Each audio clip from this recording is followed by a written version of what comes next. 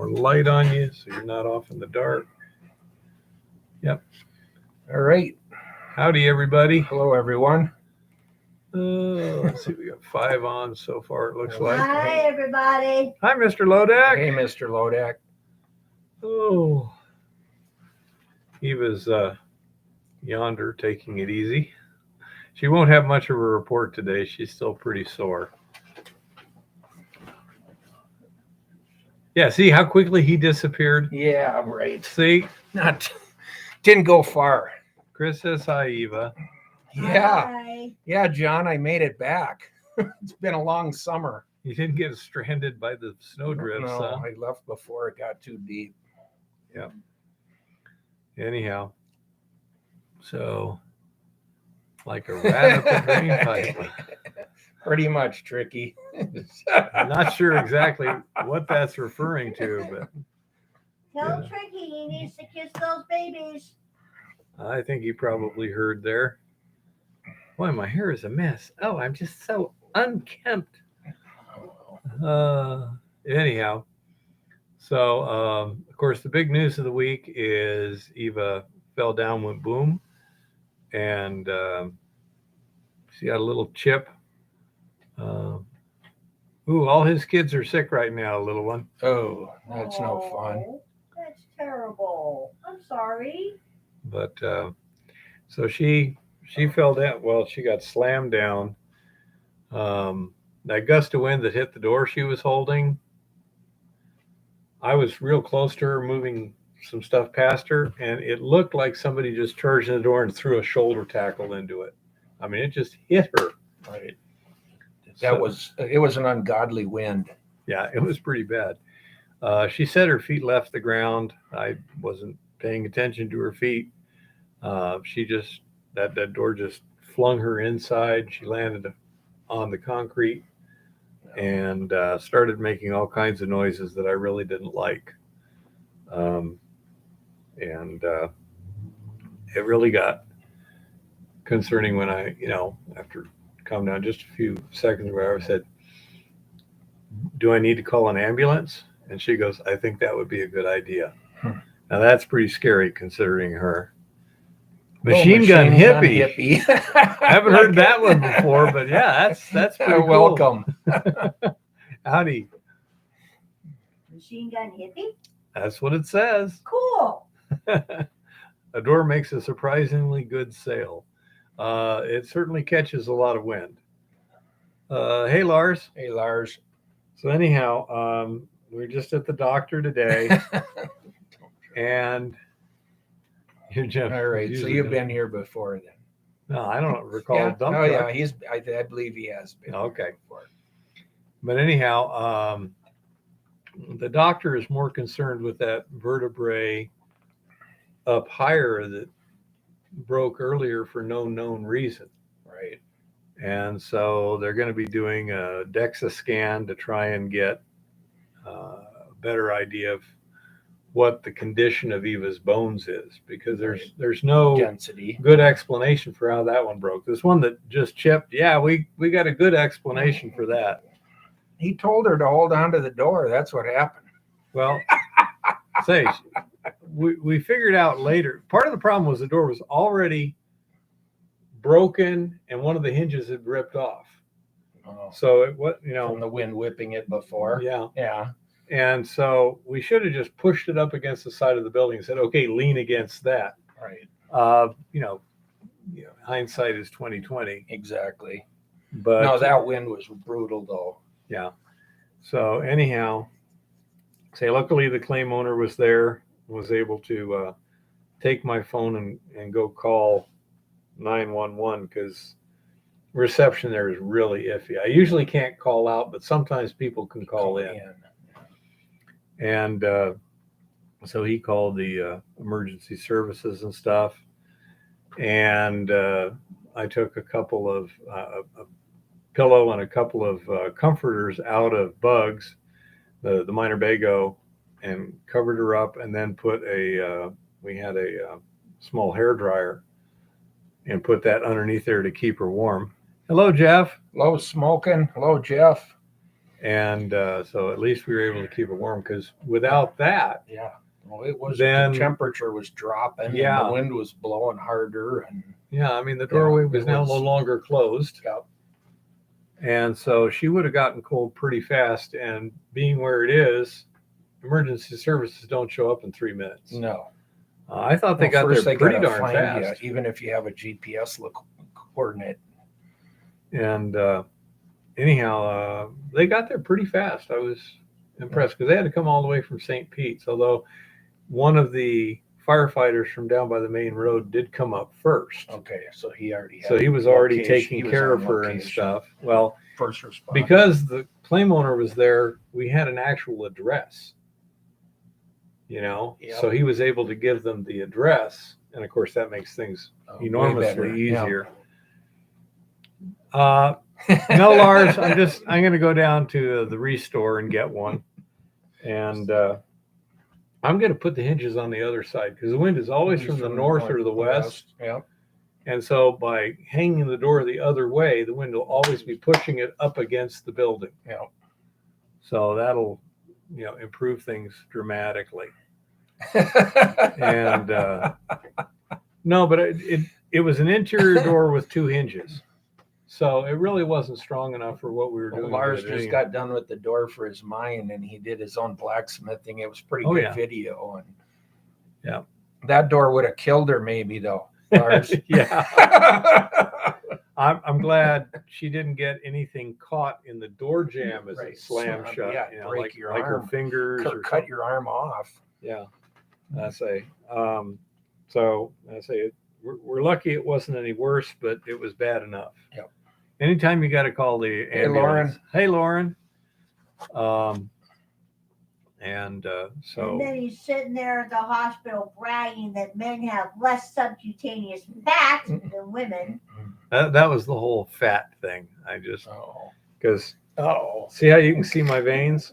Well, you can't. Her veins don't stick out like that. Oh, he's deliberately forgetting the time he called me fat last week. Oh. Oh, Oh, never boy. mind. Anyhow, Good idea, Chris. Just have it a way of tying it. Yeah. well, we had that bucket there that has rocks Right. in it, and as you can see from that Oh, on a door, normal day, it that was- would have been fine. yeah, Yeah, that bucket weighed about 25 pounds. It was half full of rocks and it had water in it. yeah. So I mean, And it'll went- hold it closed if it was up against the wall and the wind was blowing the other way. Yeah. As it was just that little bit sticking out, it's enough to Yep. lever it, and that's it. Twist it and blow it apart. Tricky says if you are fat, then he's a Pakistani. Hello, Punjab. How are you? But anyhow, so I say her condition is at the moment getting better Yeah. fairly well. She can get out of bed and walk around by herself, although we prefer to have me around because she's having problem with muscle spasms, and it's better just to have someone to grab onto if needed. Get up. So my sleep has been a little bit less than ideal lately, but I'm doing fine. Oh, your sleep. Yeah, I see how you are. Your sleep. She's feisty. That's a You good want to sign. trade places? No, No. I want you to trade places with somebody I don't care about. Yeah. That's Yeah, stay healthy. doing well physiologically. But anyhow, so that's So the now deal he there. wants to get rid of me. No, Yeah, we all see how you are. apparently so, Jeff. And but we did get the mill safed. Yeah. All the tanks are empty. The big tank is laying down. The covers are on the pads and the pregnant pond. And I got all the resin here. And one thing we did, because we were having such a god-awful time trying to recover the gold from the max water resin, which is this right here. That's the max water 104133. Does a great job grabbing the gold out of solution. Not so good a job giving the gold up later. On the other hand, This is Purolite, Pure Gold 5011, I believe. And this, we deliberately, in the last week, we thought, well, let's get another resin. And we tried like 4 different resins from Purolite, and this was the one that did the best in the bottle roll test. And the idea was that we could load that, and then we have something else to play the elution tests and stuff like that on. Right. Even if it is not as efficient in grabbing the gold, you can, I mean, If you can recover. if the it's gold. half as efficient, well, you just use twice as much. But if you can get the gold out of it without damaging the resin, not a problem. What was the Purolite number again? I believe it's Puro Gold 5011. I don't know if I got it on here. No, this number 2 phone. But it's, I believe it's Pure Gold 5011.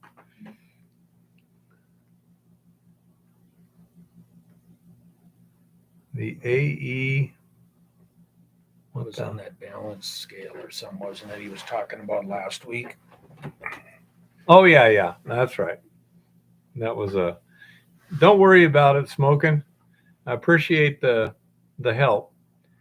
But anyhow, so we now have 2 different resins to do elution tests on. I'll write the guy from Pure Gold and see what their recommended thing is. One of the problems is we probably have multiple different complexes in the solution.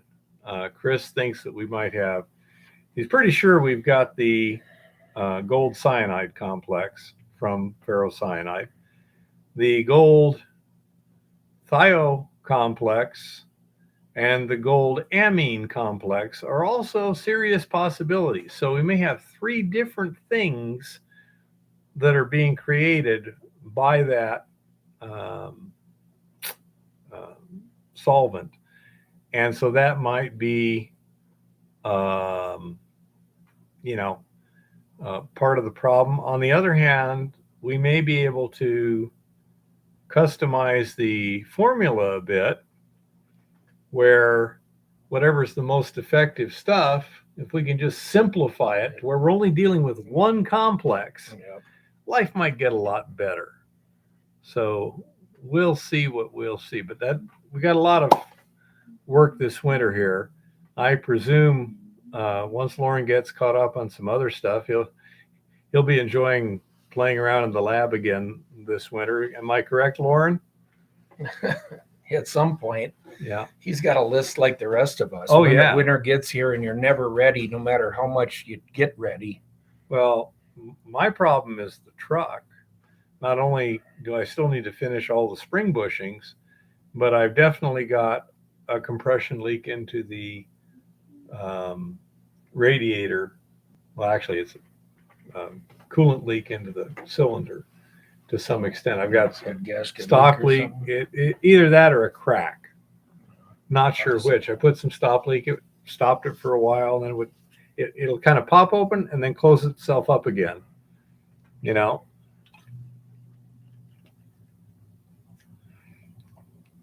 And now you got a blue-green liquid. Yep. Tomorrow's fully taken, Lauren. Maybe by Wednesday, I can start helping you out on some stuff if you need it. Got to get voting tomorrow and a few other little things, but I think by Wednesday, Eva will probably be in good enough shape that she can safely be left alone. And, I can go out and get other things done. Jim is also. If I'm feeling good enough, I can come with you. I may not be able to do anything. Depending upon what we're doing. If we're over there at that house, and well, we're not putting in steps right now because they have to be mortared in place. Yeah. And that ain't going to happen right now. No, that's kind of a wait. Yeah. Thank you, John. List against travel LA. So many helicquats. Yeah, well, go ahead and as I say, if you've got something promising or you want us to try something, just let us know, Chris. So anyhow, um, there's still some work to do on that house he was working. Oh, yeah. He's got some other stuff possible. Of course, this all may change in the next couple of days. Well, we got right to the wire on that video that we put out earlier today. But Lauren and I were going to dig up some more of those drifts. We just didn't get there because the weather was shutting us out really fast, and it's like we need to get loaded and get out of here. Yeah. Before we couldn't get out. The last load Lauren took out with the excavator, he had to plow part of the road to get enough gravel on the hill to get out of there because it was getting so icy. Yeah. And it was like, we need to get this equipment, get this stuff out of here before we're not getting out of here. Yeah. Otherwise, we would have tried to have done a little more placer dig in there just to see. Mm-hmm. But we'll get back to it in the spring and hopefully be able to do some more detective work there and do some testing, actually. Yeah. Well, in that claim up on top of the hill, I need to do a lot of research on that area and stuff. So everything. Well, bedrock they did, but what we think is it's far deeper than what they were able to do because of the water and the lack of elevation to drain the tailings away. I mean, if they had elevation, they could ground sluice to 80 feet deep. They had to have enough elevation, though, to dump all that material downstream somewhere. And in this situation, and in this situation, it's a pretty flat area. It comes up quite a ways as you're climbing up into those claims, but then you're on a pretty mild elevation through those claims, and they didn't have the gradient to dump that material. So even if they were able to take 6 or 8 feet out of the drainage like they did, or 10 feet in some spots, as long as the debris would leave, their sluice boxes and keep going, they were all right. But the minute that started building, the tailings built up behind them, all they can do is go forward, go up into the hill more, keep going forward on the elevation. So in this situation, that drainage right through there could be 80 feet deep. We don't know. And that may have stopped them from ever even getting to the real gold. But we're going to find out whether we have to drill some holes or we can actually explore with a big enough excavator to get down, to bedrock and follow the bedrock down into the drainage. Yeah, that looks like a pretty interesting thing. And also, once you get down to bedrock, you can use metal detectors and stuff a bit too. Oh, definitely. I mean, a metal detector is one more tool in the toolbox, and we definitely do that. But until you can establish what they were capable of doing in this situation, some of those tunnels that they, did there, placer tunnels, were probably trying to see if they could come in on the grade of water and go up gradient enough to hit bedrock somewhere, and then they could tunnel along the top of the bedrock. And being some of them especially on that lower part, were about 100 feet apart. Mm-hmm. I think those were exploration for the most part. I don't think they were able to get to the real gold because of the water level and not being able to hit the bedrock. I really don't think they got to bedrock. Because we even dug some holes up closer in between where I filmed earlier and where I filmed later. Lauren put a little bit of a pond in for us there, and we went down 12 feet, and we were just still in tailings up on that one section, and we never found a rock bigger than about maybe a football. And it's like, I don't know how deep this is, but we didn't reach it at 12 feet. Say hi to Adam from My Break for Bedrock. He was hoping you're doing better. Hi, Adam. Well, we don't know, Adam. Hopefully it isn't that deep, but it very well could be. Hello, Rock Butcher. Yeah, probably, Chris. That's the assumption, is what limited their excavation. What limited them is drainage, I think. They couldn't drain it. Otherwise, they would have. I mean, when you see areas where they did hydraulicking, where they were able to drain an area, depth wasn't even an issue. Yeah. Exactly, Jeff. It's testing. It's going to be some digging. Well, so there's a strong possibility that the best stuff has been untouched there. Exactly. That's kind of what we're thinking, is the better part of what's there is still there. And it's a fairly big private claim. It's private land. It's had limited ownership in the last 130 years. And as far as we know, the only workings that were done there were prior to, 1890. So all of those old tunnels and that are the, late 1880s, 1890 era. That's a long time ago. That's a long time ago. Yeah. Well, you can tell by those, the placer tunneling, they certainly couldn't just move everything. No. So that there's got to be, even if there was good stuff there that they were digging, there has to be good stuff there that they couldn't dig. Well, and with equipment, nowadays it's doable. Yes, there might be some water issues to deal with in, dewatering and things like that, because there is a high water table. The hydrology up there is actually, in some areas, it's higher than what the creek is. You dig a hole and water runs out of a post hole. Yes, Chris. And yeah, bedrock. The problem is if that creek's at a certain elevation, the water table goes horizontal and up a little bit to the sides. And if that creek is 10 feet above bedrock, then they will not be able to get down to that, because they didn't have pumps back in those days. Yeah, there was limitations that the old guys had to walk. Basically, they had to go just over the top of and keep on going. Yeah. And I think that this situation may very well be one of those, that we've got an area that they couldn't get to it. Yeah. And I say it looks really interesting. I'm really excited to see what happens next spring on that one too. Well, just to dig those trenches to find out what bedrock's doing and what kind of depth are we really talking about. Because the same thing there is, the rock piles don't show any big boulder stuff at all until you get below that claim, down further in the drainage, or there's an area above us that's got enough elevation. They were able to get to bigger rocks that were, 2 and 3 foot rocks.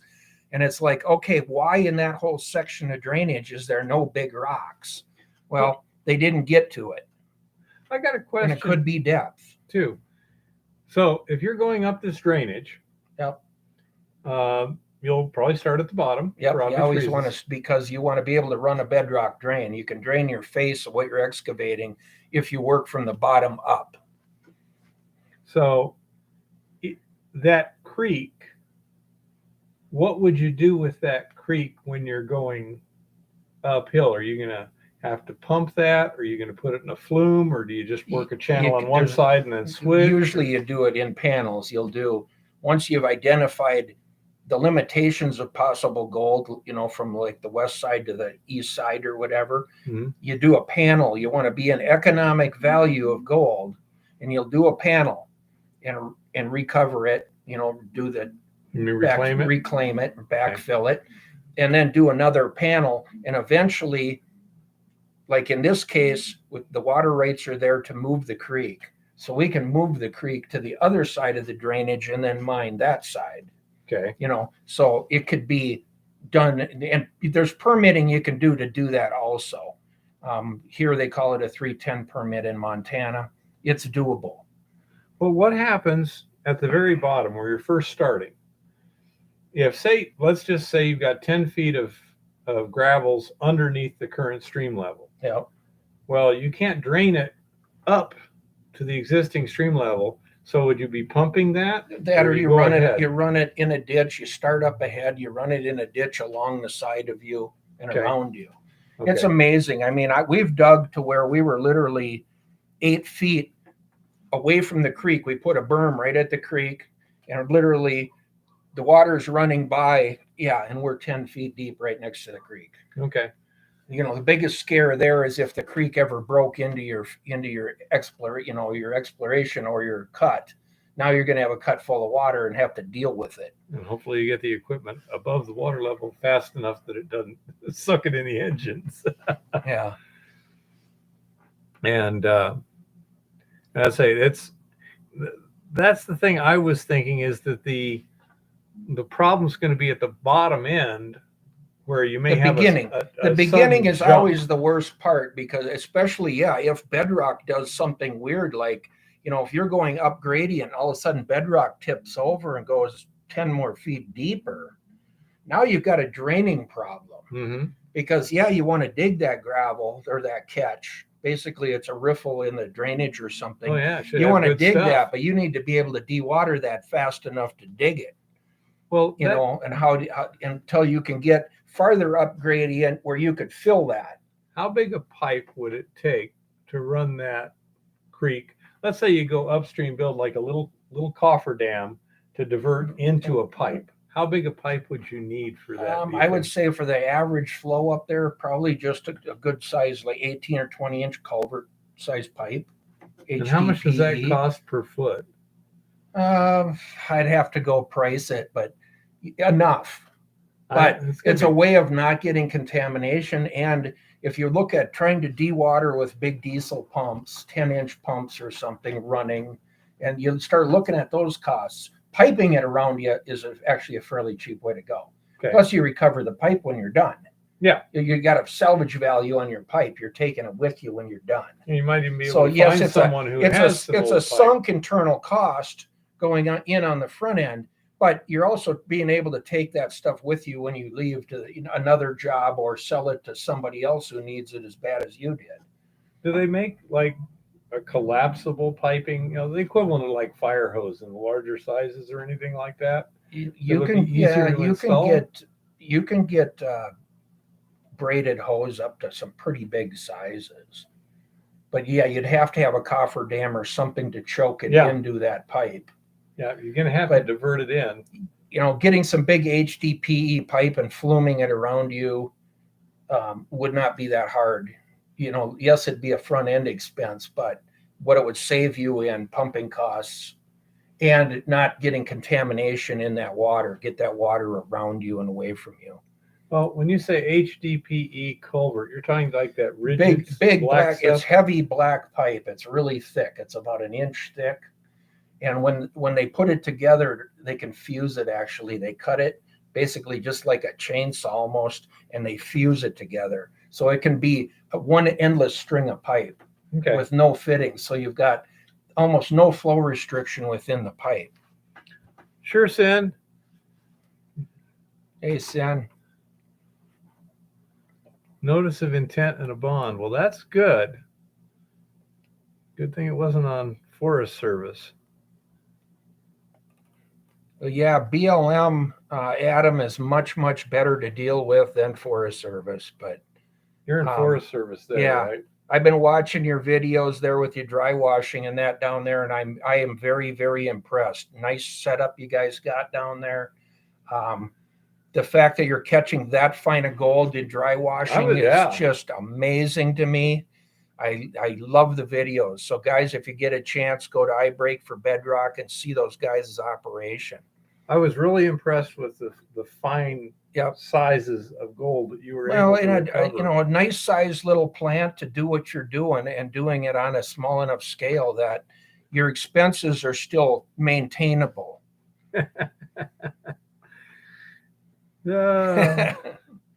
I would bet that there's iBake for Bedrock. That there's probably surplus pipe.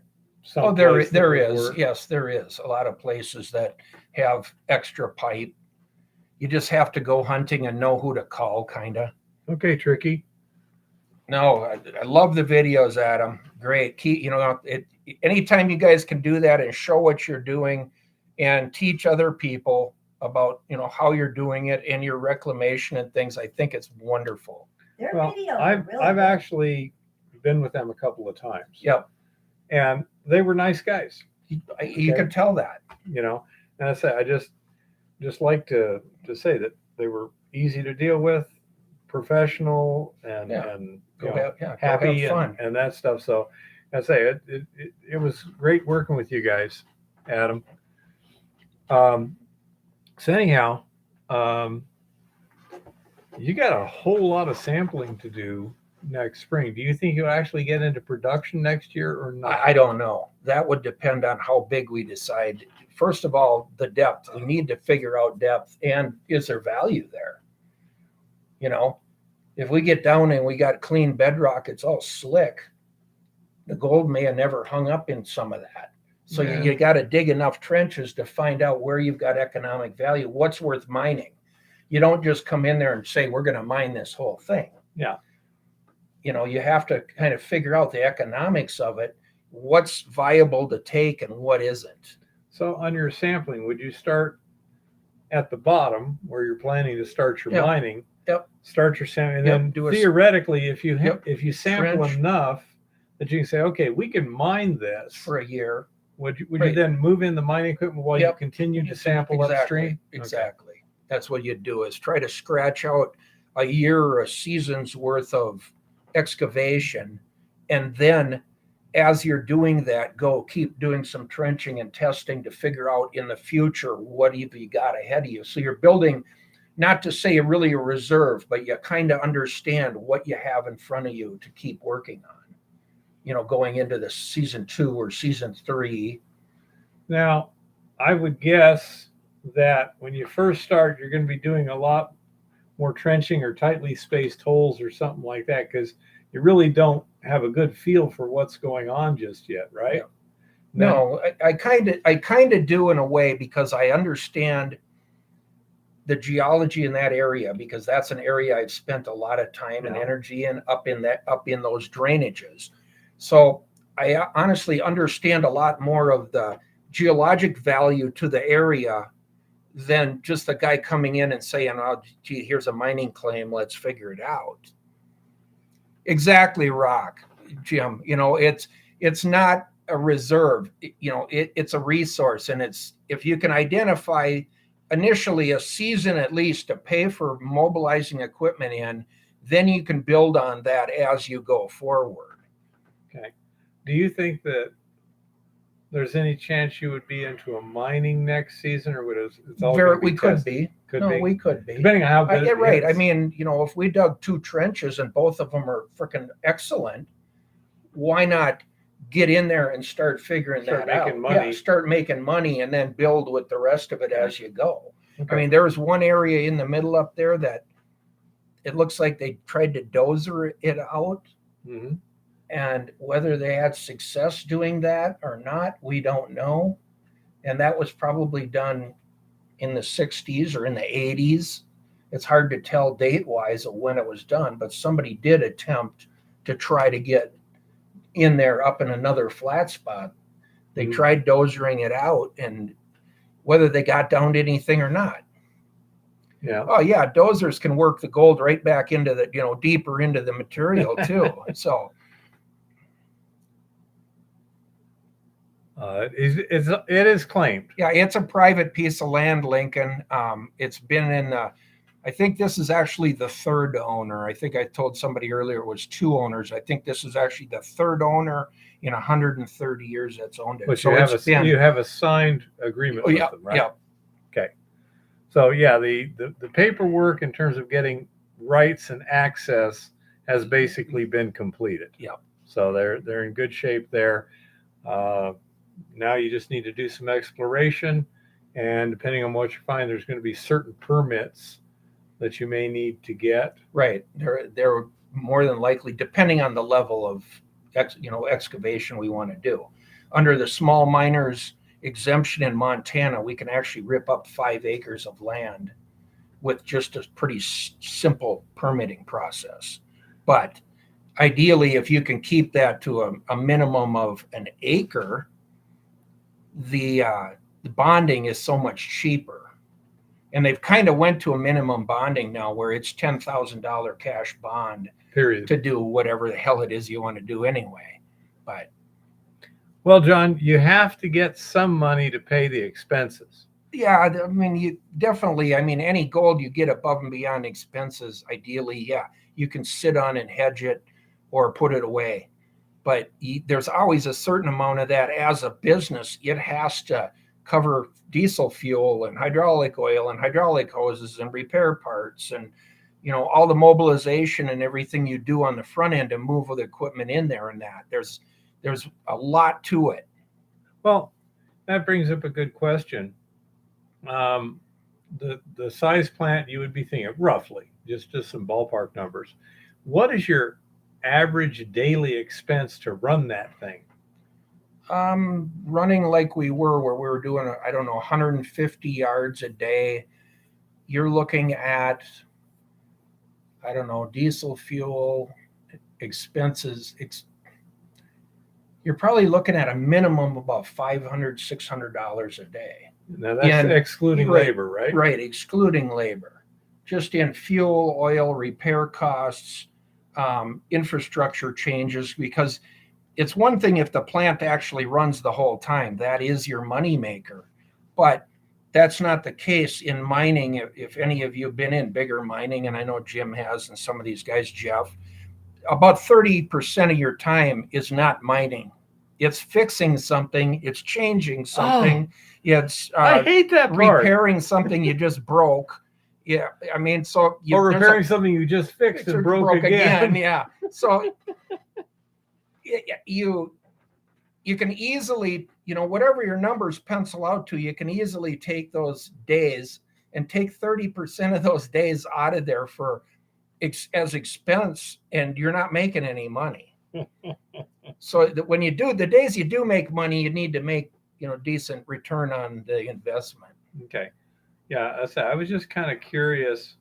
So minimum of $500 a day plus labor, if any. Yeah. Well, everybody wants to get paid somehow.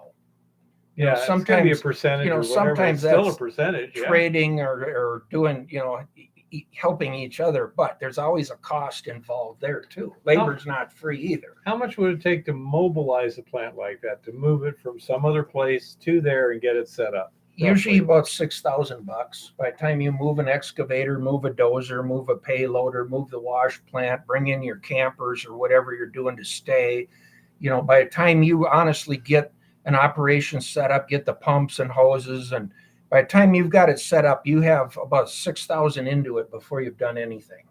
That seems actually pretty small to me. Well, you go bigger, it costs more. I mean, if you had your own truck, it's then you get in there, but you spend a month digging test trenches and running small amounts of material in that. You don't make any money doing that either. Yes, you probably recover some gold in those test runs and stuff, but it's similar to what you're doing where, okay, yeah, you got a BB of gold. Well, the grams per ton or grams per yard or whatever that come out, yeah, that looks good. The numbers are good. It says it's economical, but you aren't running enough yardage to make any money at this point. You're still spending it, diesel fuel, hydraulic oil, whatever. So, and even as you're doing a month or two, or sometimes we've done, 3-4 months of testing, that's all expenses. Well, it's very easy to tie up $70,000 to $100,000 right there just in testing exploration. And then you get to decide, do we mine it or do we run from this property to go find something else? So you can put a lot of money in and still have to run, go on to the next project, because that one's right now is not economical enough to do it. The good thing is you have that information, and maybe it's something you can come back to when the price of gold changes or something. Yeah, Jeff was asking, what do you think the method they were doing in terms of the old timers? What were they doing there? Could you explain that in a little more detail? Most of that was just ground sluicing, Jeff. Maybe they were doing a little bit of hydraulic hose, using hoses for some of the erosion of the bank or whatever as they worked up the drainage. But honestly, I would say it was almost all handwork. They were using the water in the drainage as their excavation tool, short of picks and shovels. They basically put a sluice box along the bottom of that. Everything goes into the sluice box. You got 1 or 2 guys that are just literally pulling rocks out of the sluice box and throwing them in the pile or pitchforking them in the pile. And that's where you get the big nuggets that end up in the rock pile. If they were using like a silage fork, if you guys are familiar with farm tools at all, it's a fork that has like 9 tines on it. It's like a scoop shovel, except it's all tines. if that's what they were using in the sluice box to throw the 2-inch rocks and everything out, that's how those big nuggets end up in the rock pile, because you're in a muddy slurry going down those sluice boxes. They're just flooding those boxes with water and debris, and they're just shoveling the rocks out as fast as they can.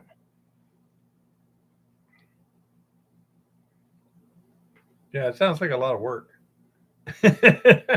It was a lot of, yeah. Apple for Chris, same, coming from California, yeah. 6 cubic yards for 1 ounce. That's pretty good stuff. There was quite a few of those here, Jeff, believe it or not. I actually tested one earlier this spring that was really similar to that. Whether we're going to be able to mine it, we're working on it. But we thought that might be one that we kind of leave and just mine it when we need to. Just put some equipment over there, and if we have the urge to go get some gold, just go mine it when we want, because it's that rich, just as a piggy bank. Okay, Jeff. Exactly, John. But that's how a lot of those guys operated. They had nothing. They basically had some plank, sluice boxes, pole riffles. In a lot of cases, they just use round pole riffles in them in different patterns. And they literally shoved all of that debris you see, the overburden and everything, went through the sluice box. So somebody had to just keep cleaning that sluice box out. So their efficiency was maybe 50% of the gold that they actually caught. Yeah, they're not going to get the fine stuff like break for bedrock. Well, they might have got fine stuff, but the slurry was such a mix where if you can, especially nowadays with equipment, if you can identify the actual pay streak, you can strip everything from there up. That's non-economic. So the only thing you're putting through your equipment is the economic part of the deposit. That changes everything. It changes how you can recover it, how well you can recover it. It changes the amount of material you're actually putting through your equipment.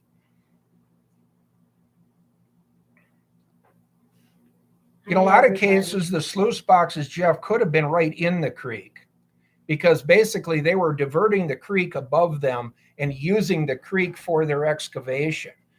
Running it over the bank and washing that bank out into the sluice box.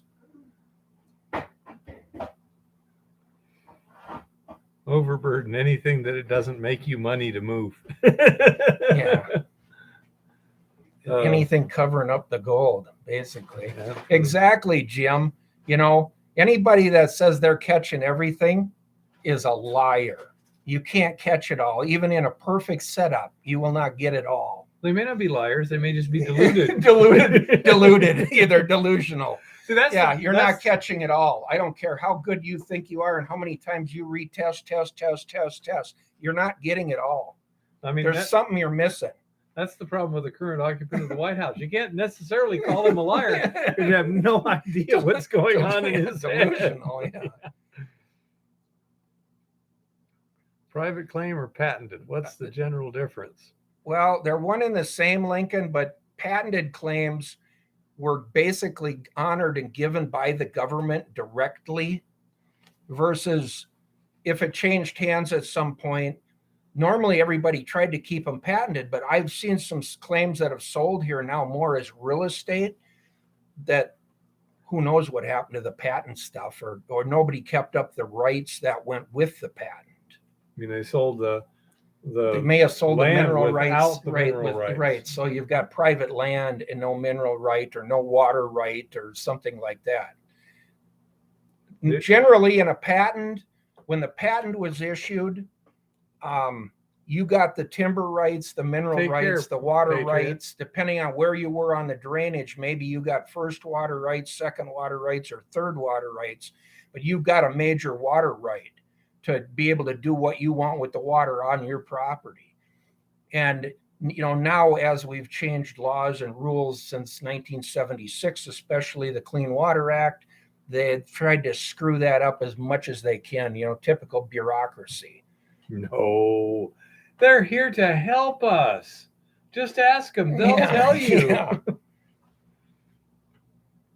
So, right, tracking down those estate rights sometimes is a real problem unless it's in this case, this piece of ground has been 3 owners in 130 years. It's all real simple. It's all there. The water right, the timber rights, whatever you want to do, you own it.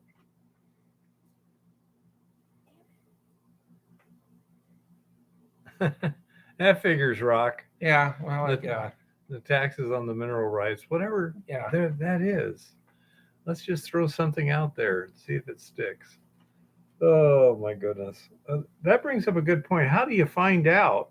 Because somebody contacted me this week down by Barstow, California, and they've got a claim, and they were wondering if there's, well, not a claim, they have private land, 300 acres or something. And they were wondering about, gold or this. It has no workings on it that they have observed, so that's not a good sign near Barstow, But how do you find out who owns the mineral rights on something like that? Who should be able to go to the tax assessor's office or go back to the abstract of the title of the property. The abstract. Yep. Okay. The original title of the property, whoever holds that. And like I say, some of that rights could have been divided away from that property, but you do a full title search looking for, because in most cases, if there was a patent there, you can find the original patent paper that was signed by whoever the president at the time was, whether it was Lincoln during the Civil War or whatever. You can find it, and it was actually, it probably was signed by a secretary, but it was a signed actual patent given to you by the U.S. government, the president of the United States.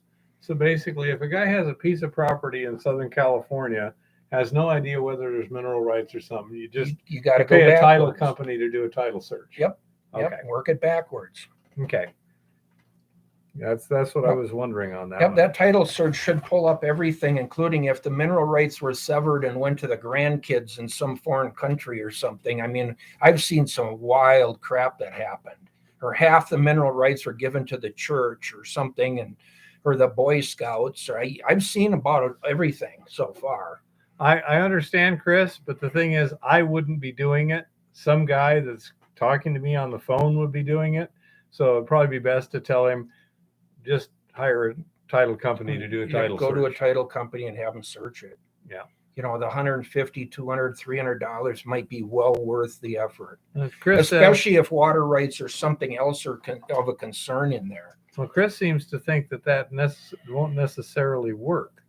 Well, it may not, but you can find out if they existed with the original property and then go from there through the ownership and find out, because if they were severed, that should be in the county records.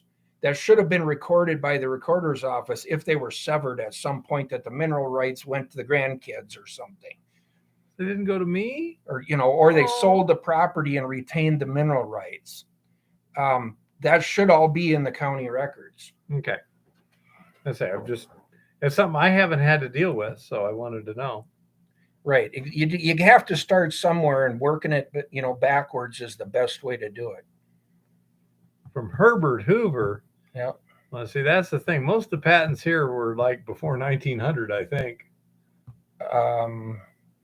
No, they issued. Well, the last patent issued was in 1991 here in Montana.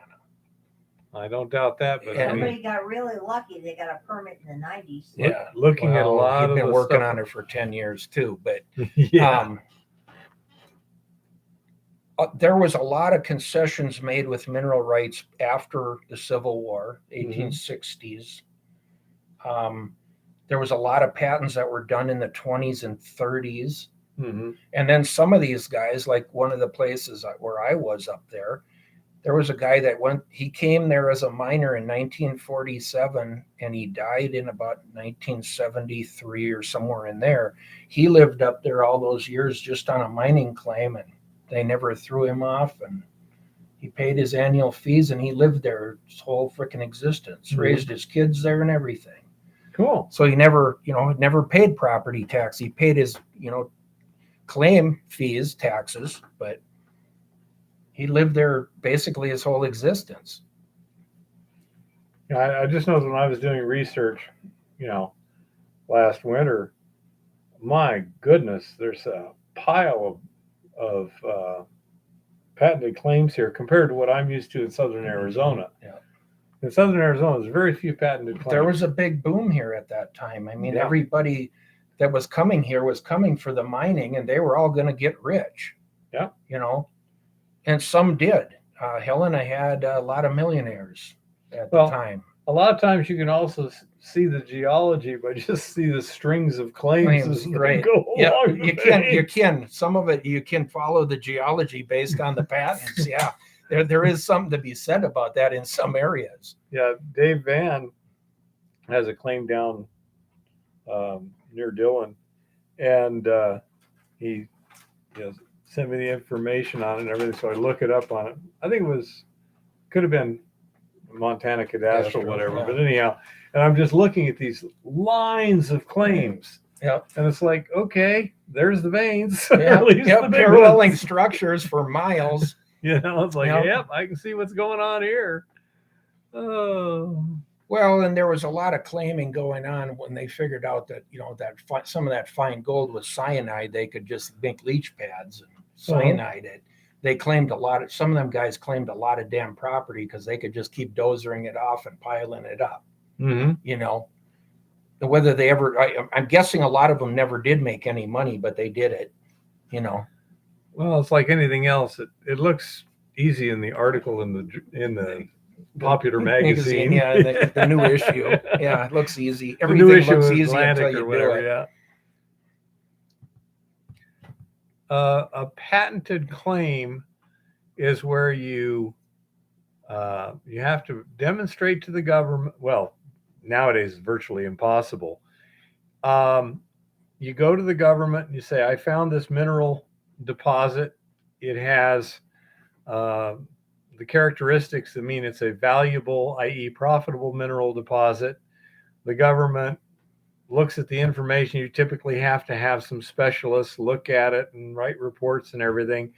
And then the government, in the past, it was pretty simple. They would give you actual title to the land. It now became you bought it. Property. You did buy it. It was $2.50 an acre. Man, that's so rude. Well, $2.50 well, an at acre. the time, it was freehold as far as you could claim it. Yeah. And you could start to, show some value or mine it. And you had the right, and a lot of guys didn't take the right to patent it. They just mined it and went on to the next claim. As Jeff said, the prudent man rule existed at that time where if a prudent man would mine it or put effort into it, they would issue you a patent. If you could prove that there was something valuable enough for you to spend your time and effort on, they would offer you the patent. And you had to pay for it, $2.50 an acre for a 20-acre claim. And a lot of people didn't do that. They mined it and then went off to the next claim. Well, there's a fair amount of paperwork involved. Well, there was in the later years. In the early years, the mineral examiner would come out of, like Helena here, government mineral examiner, come up there, look at it, go, yep, that's what you're doing. Here's your paperwork, sign it, date it. It goes through the abstract office or the mining office in town, and there's your claim. You own it. Yeah. It was actually fairly simple. The government continued to make it harder and harder to do because they didn't want you to do it. So an unpatented claim is different from a patented claim. The unpatented claim gives you the mineral rights for a limited period of time. Same as Australia. He's in Australia. Yeah. On the other hand, a patented claim gives you ownership indefinitely. Once it's done, it's your private property. And so there's a So even after it's serious mined, benefits. Yeah, even after it's mined, it's just like the property where you have your house. You own it. If you want to sell it for recreational land or keep it for timber in the future or whatever.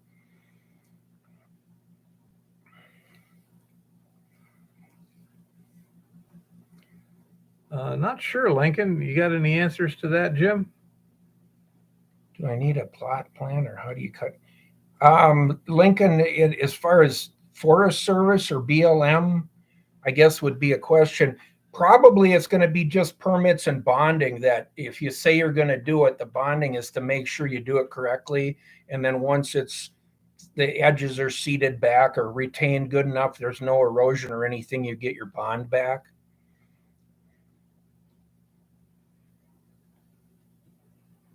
Yeah. Exactly, Jim. I guess we could have went into that a little better, but yeah, mining claims typically only give you the mineral rights. They give you no surface right. You don't have a right to build a cabin or anything like that on it. A patented claim gives you everything. You own the surface, you own the minerals, you probably have water rights. So it is totally private at that point that it's patented. Which is why a lot of people buy old patented mining claims just to put houses on. Yep. Yep. Yeah, and that's a lot of what's happened here in Montana the last couple of years is all of these mining claims suddenly have cabins or year-round homes on them. And I think in the future that could very much be a problem for somebody who wants to, open a bigger mine here somewhere, because here all of a sudden now you got all these people in an area that really was instinctively mining. Yeah. Yes, they are.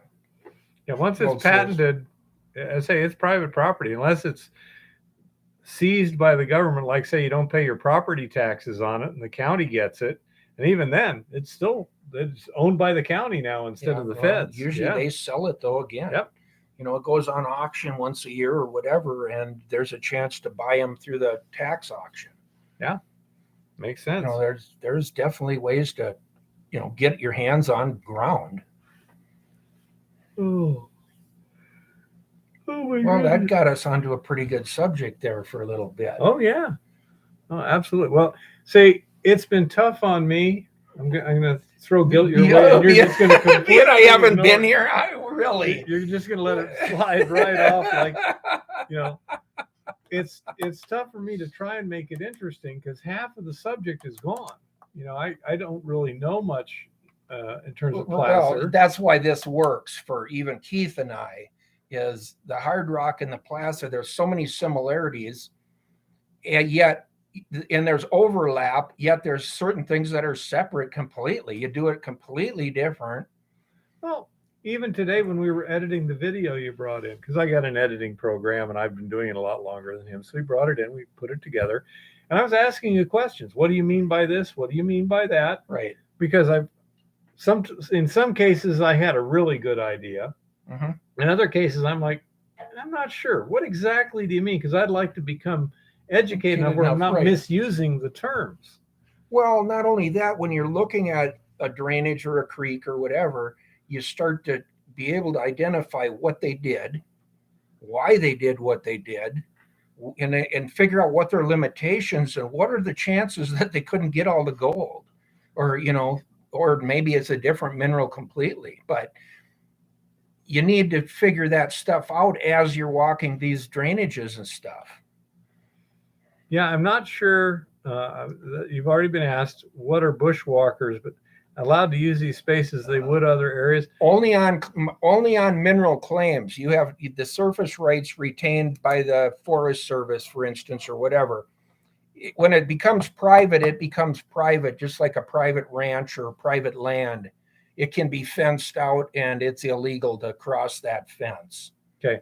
But basically, if there's no fence and no trespassing signs, you're allowed to walk across Montana. Yep, in Montana, if it is not posted or it's open, it's not fenced, you're not going through a locked gate or anything, you can have access to it. Yeah, it's up to the landowner basically then to post that this is private. Just don't disturb it. You can't take anything. No trespassing. Yes. Yeah, you can't disturb the soil. You can't take anything. You can't get firewood or anything like that.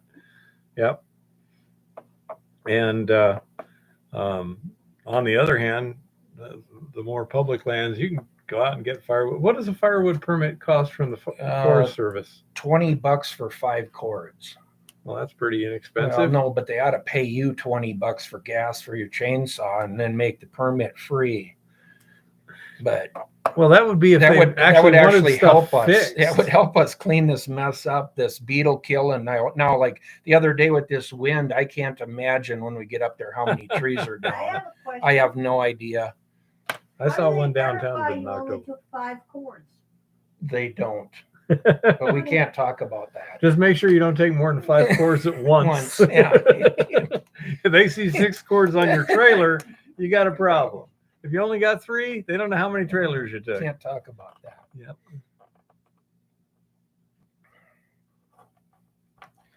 Another way that you can keep the public off of a claim is if you are working it with it, like we do with equipment and that, we can post it to keep them out of there because of the liability Safety issues, reasons. Safety reasons. Yeah. If it's So an active if claim. it's an active mine that's happening, you can limit the exposure to who can come in and out of that area. Yeah. But you can't, if you got a little activity over here, you can't say over there you're not allowed in. It's got to be a reasonable area with it considered an active mining area, correct? Correct. Yeah. Lincoln, clarify that just a little. Can you ask more money for land if it's a claim already worked? I'm assuming, or already being worked. And if hopefully I'm answering this correctly, but ideally that is the way to do it. If you're going to go out and stake a claim or whatever, try to bring that claim forward with all the knowledge that you can put into that claim, test holes, testing. And yes, you can increase the value of that claim substantially, especially if there really is something there that's, somebody would want to mine.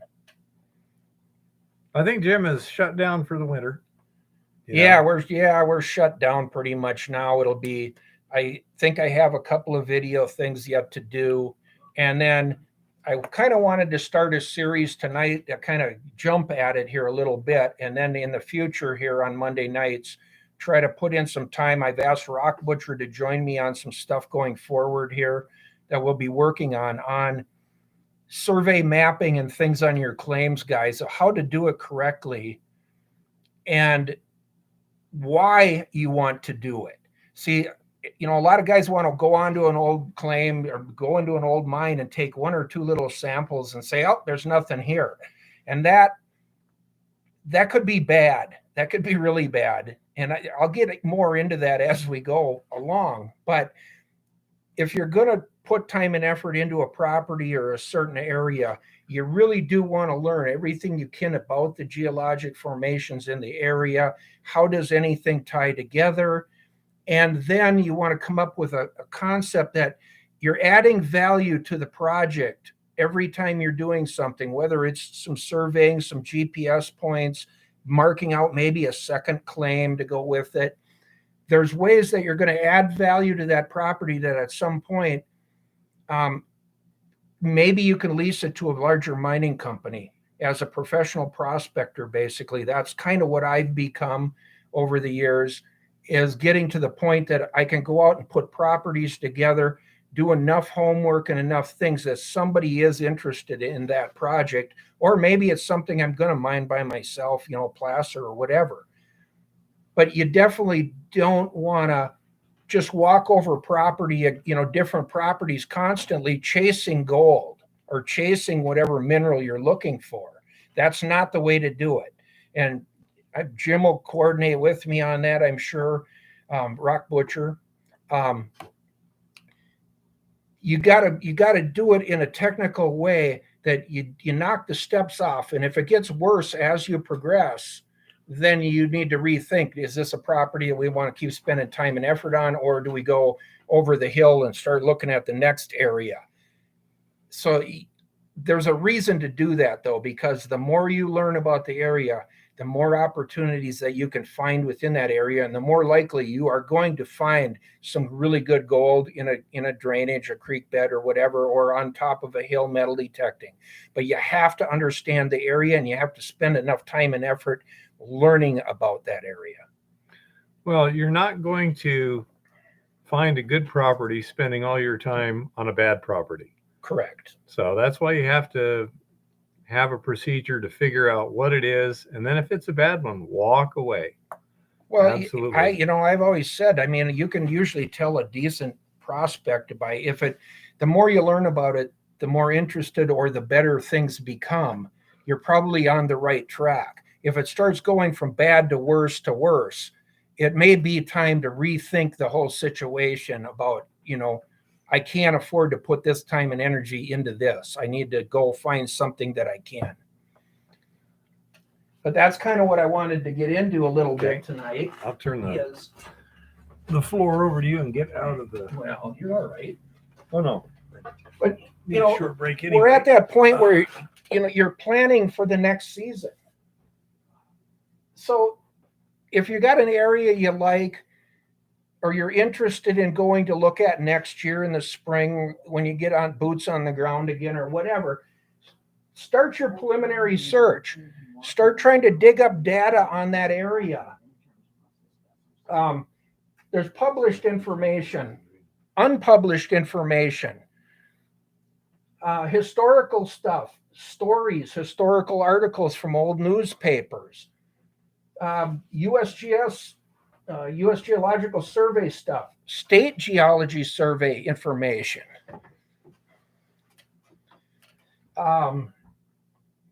U.S. Bureau of Mines, unbelievable amounts of information. Sometimes you have to actually go there to do some digging, but that's the way to do it. Ask experience if you know an experienced miner in that local area, go pick his brain. Most of these guys are just like us. They will talk to you if they understand why you want to talk to them. And maybe you're going to glean a little bit of information out of something that their dad or their uncle or somebody knew about something up in that area. And there's always, in every story, there's always some bullshit, but there's also some levels of truth in it. And if you can kind of glean through that stuff, you learn to kind of start putting the pieces together, because the bigger the story you can build for that area, the more information you're going to, gain of that area. Any exploration information like modern day thesis papers that have been done by college students, possibly. Has there been a mining company that drilled a property near you or working in another mine by you? Go talk to their geologists, see what they'll tell you. Maybe they will help you. That's what I did in the beginning. I went and got as much darn free help and asked the right questions as I could over the years. And I had a lot of guys who helped me immensely. And it was well worth asking. If they don't have time or they don't want to talk to you, you'll know that soon enough. But most of the time, they actually will kind of work with you, especially if it turns into something more interesting. Get your topo maps, get the topography, aerial maps, satellite maps if you can get them, using Google Earth. If there's LiDAR maps available for the area, get the copy of the LiDAR maps, because that takes out all the trees and vegetation and everything, and you can see a lot of the test holes, cuts, maybe a possible mine that's up in the timber somewhere that you would have never known there was a mine there. The LiDAR will really, really, really help you in that. Forest Service and BLM maps, some especially older ones, they were far more detailed than they are nowadays. They're taking a lot of this mining stuff off of the current maps, which is a real issue to me, because the old maps had almost everything on them. Yeah, that's exactly, Jim. A lot of the geologists can learn from you as much as you can sometimes learn from them, because if they can have access to look at some of the stuff you're looking at over here next to them, it can be a two-way street for everybody. And maybe that mining company that you're working for, with over there comes over and says, hey, we want to lease all your claims too, and here's what we'll give you. Well, if nothing else, you can make a deal with them that, well, I want to pan here on the weekends and that, and I want to continue doing what I'm doing, but yeah, I'll lease you my mineral rights. Because if they turn it into a bigger project, you could become fairly wealthy or have a nice little check for just being at the right place at the right time, is what it amounts to. John, I do too. I want to retire mining or tip over, boots on, one or the other, but I want to continue doing what I love to do because this is what I love to do. I love to walk these drainages, go hunting these old workings, putting the history together, trying to figure out, is there a possibility there's something here? And in most cases, that is a yes. Not all mines were profitable or economic at the time of the mine, but nowadays, some of those economics have changed immensely. And some of these mines are more than worthy of looking at again at this point because of those economic changes that exist right now. If you're at Bureau Mines or somewhere, if you can find production records or previous years of production, what years did this mine next to you or this mine you're looking at, what years did it actually operate? Because economically, that can tell you a lot too. If gold was only, $32 or $35 or $20 an ounce, there may be a reason they quit mining because their cost of production was outpacing their, recovery at that point.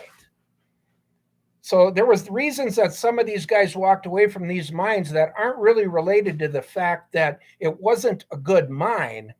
It wasn't a good mine at that time economically.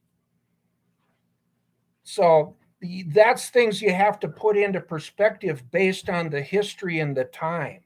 So you want to know that stuff. Look for magnetic or gravity surveys. USGS around here did a lot of magnetics and LIDAR. They did a lot of gravity surveying. That can tell you where there's metals at least. It may not tell you a lot, but later on, as you build this information on that area, it all starts to play together. And the more you can learn about the area you're working in or want to do some testing or whatever, the better off you're going to be using this preliminary search to start predicting where you need to be on the ground looking. Different rock changes, fault lines. There's a lot of different things that can enter into where you're going to possibly find metals or sulfides that are going to lead to metals. Yeah, Jim, exactly. I mean, gravity is sketchy, LIDAR, MEG, EM. There's solid tools, but they also have to be read correctly. I mean, LIDAR is pretty self-explanatory for the most part, but magnetic anomalies can go both ways. I mean, you can have a really wild, MEG anomaly that's actually reverse polarity from the ground around it or something like that, where it's actually a void spot that should theoretically on paper should be a hot spot. Well, that's exactly why you're an economic geologist, Jim, is you need to be able to understand some of those geophysics in order to put it on the map as to, okay, guys, where are we going to drill, or why do we want to drill over there?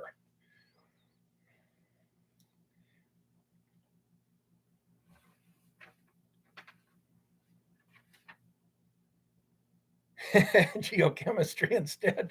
Well, I just got, luckily enough, over the summer, guys, I mean, I was actually building a cabin up here on this mining group that we put together and doing a bunch of work, but I got to work with a really good geophysicist. I got to work with some freaking world-class geologists. And I can't say a lot about what I was doing or where I was doing it with the position I'm in, but I really got to understand a lot of the things that I did for many years, I did out of just my own learning experience. But working with these guys, had I had this formula in the beginning of really putting the time in the right places, I could have shortened up what I did by a couple of years at least, if not 5. But I didn't know where to go for all this information necessarily, or how to put it together, or how to interpret it to fit together. You're building a puzzle with, a 99-piece puzzle, and you have 2 pieces to start. And the more you can learn about this and how even go and watch. There's a lot of YouTube videos with many different geologists that do, speaking and things that are really, really good. And yeah, exactly, Jim. I mean, it can get really deep if you get into just the geology of the rocks and temperature and all that. It can get way too deep. Then as a prospector, you don't need to know that initially. You're going to learn some of that as you go along. But you do want to know certain rock types. You want to look for your contact rocks, your limestones against granite or your granite intrusives. Pay attention to sulfides everywhere you find them, because sulfides usually will lead to metal, or they are metal in a way. There's things you do as a prospector you do want to know. So the more homework you can do, the better. But if you can also start with the data, if you start with the data, it starts to become evident that this is either a good area to be looking for a mine or for a possible new discovery in, or nope, I need to go over the hill into somewhere else. I'm not being able to put this together in any form that's understandable. Eventually, what I'd like to, I'm going to work with Jim. Well, we're going to get into mapping and evaluation and interpreting geological data. That eventually here. But Keith and I had this discussion prior to the thing tonight that getting, just a standard geologic map of the rock types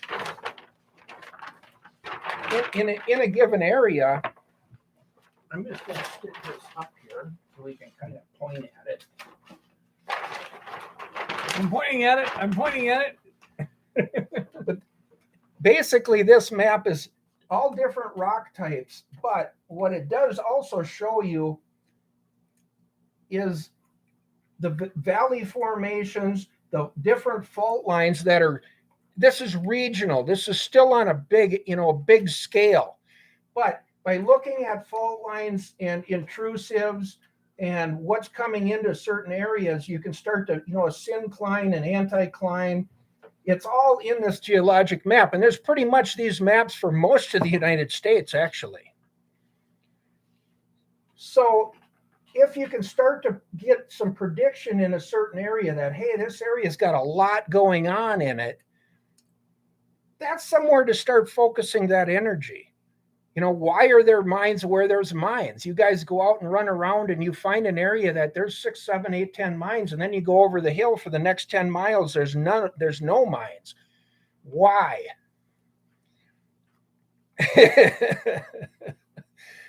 Syncline. Is that what happens when the synthesizer gets drunk?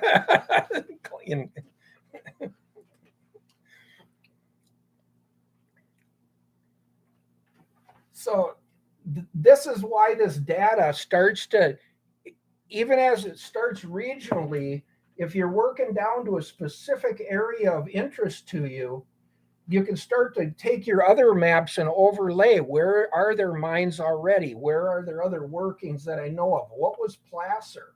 Why was it placer? What were the load sources of that placer, or were they ever found? In this area, there's a lot of placer. Nobody ever found any of the load sources. And it may be the fault line right in the creek drainage itself. But the fact is those load sources were not found. And some of these drainages were millions of dollars worth of gold that was taken out in the, gravel. Or the load might have been completely eroded away. It may have. Yeah. If it was a top cap on something, it may have eroded down the drainage. That it always is a possibility. But you can start to predict certain things about the area that the more you learn. I didn't show you any X's, John. This is an area out here that's quite interesting with all the faulting and how it works.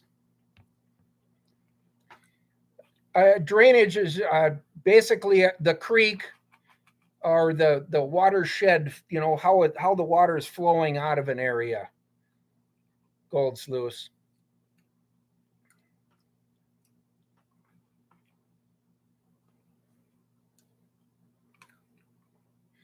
If you, Lars, when you get into magnetometer surveys, that does get a little bit complicated. One thing it does, hang on, I gotta find one. I've got some here. This gets a little more complicated, and it does kind of lead back to Jim as a geologist or something to start to interpret. He's a geologist or something. Yeah, Huh? yeah. Well, somebody, a geologist or geophysicist, because it leads you into some really wild stuff. Basically, it's the magnetics of the Earth. The magnetic field. Yeah, it's a magnetic field, and they look for anomalies or highs and lows. Something disturbing it. And when I don't know if I can get this up close enough, but as you see these bigger, darker, redder areas were quite a bit of resistivity or magnetics coming back, that you had a high of some kind, which means metals. In this case, what this is, looking at this map, this is intrusive granites coming up, and they have high metal content, magnetite. So they're of interest, but the thing to figure out as far as a miner or a prospector is where you get changes away from it or really high levels going away. You can get into these areas where it might be the perimeters that you want to be searching on, not the actual anomaly itself. But you definitely want all of these different overlays to figure out what rock type or what's happening in that given area. And all of this is going to start to help to tell you where you need to be looking on the ground for some kind of metals or mineralization, and what kind of rock you need to be paying attention to. So basically, I just wanted to touch on some of that tonight, that you guys can kind of maybe do a little of your own homework. And if you got questions, as Jim and I and Keith are able to kind of move this along week to week, the questions get better and better. And that's kind of what I found. The more of this video talking and things we do, it gets a little better all the time, because everybody kind of gets on the same page and starts to understand it. I don't understand it. Yeah, and Jim just confirmed what I kind of maintained all along, is a lot of cases on those anomalies and stuff, and even on some of the faulting or rock changes, it's the perimeter areas that you want to be focusing on. If you can find where those changes occurred, somewhere outside or along those perimeter edges, and it may be hundreds of feet away from the actual contact, that you find that gold anomaly or that copper anomaly or whatever. It isn't necessarily on the contact or on the mag positioning. It may not just be the granite intrusion there. It's somewhere along the periphery of that intrusive.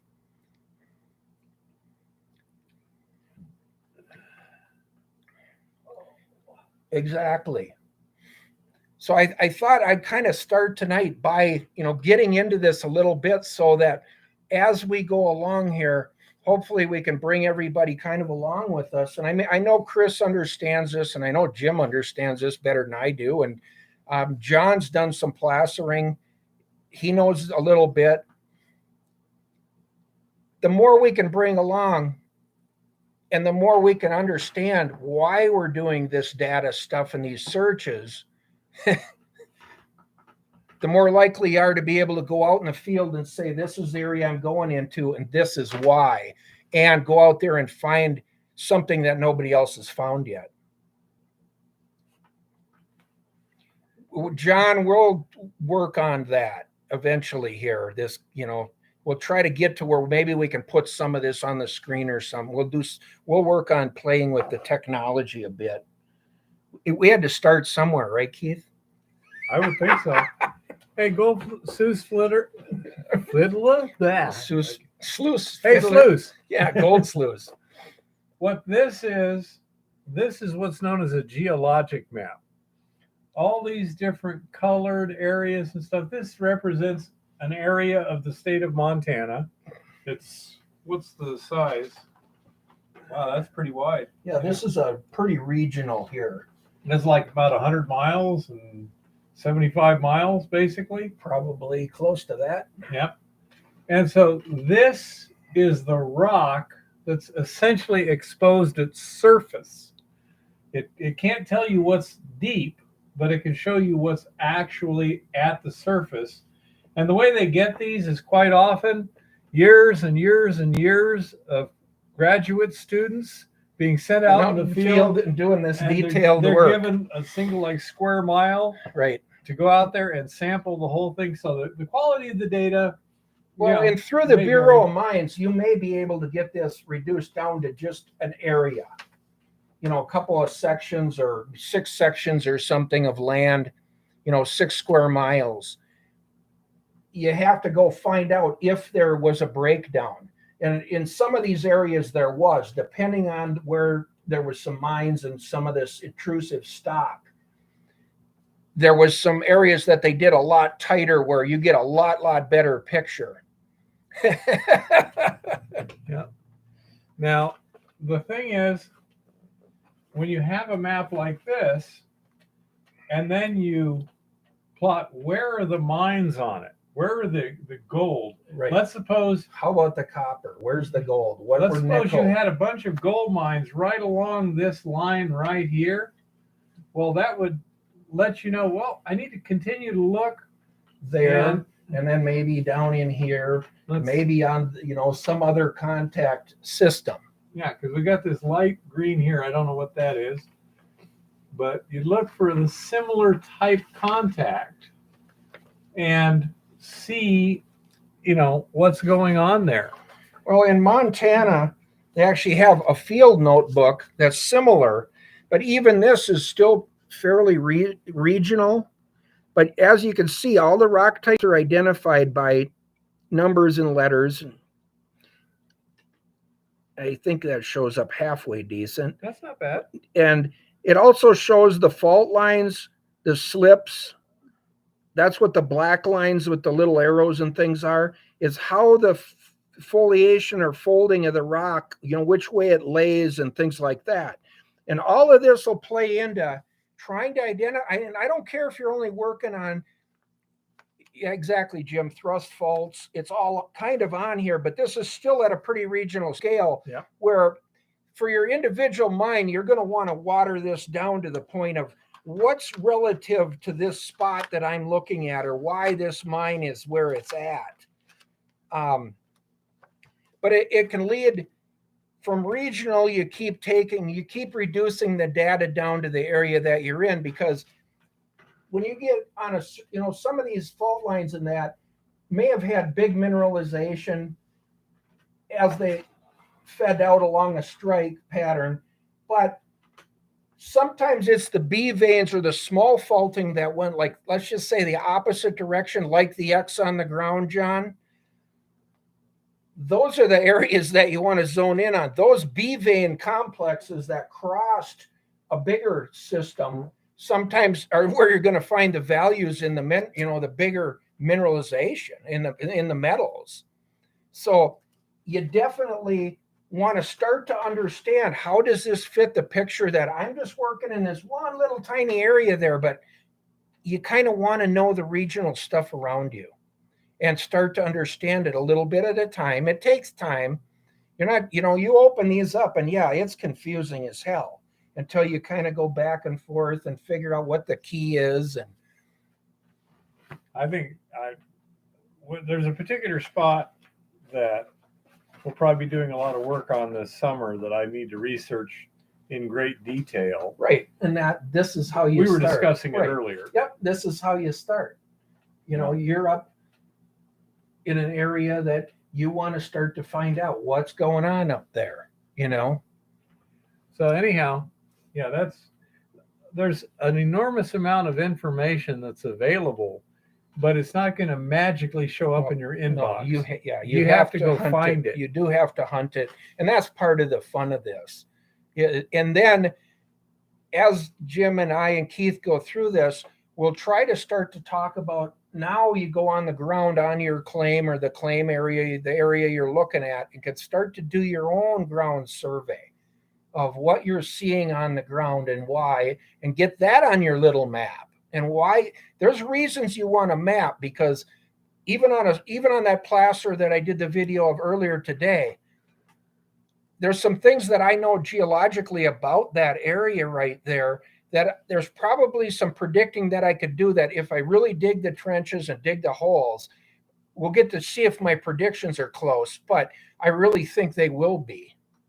Unless there's something bedrock wise that's going on that I don't see.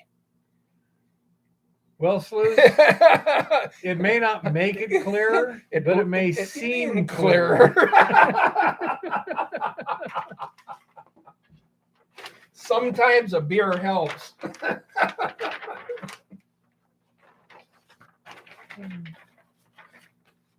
Sometimes a beer is needed.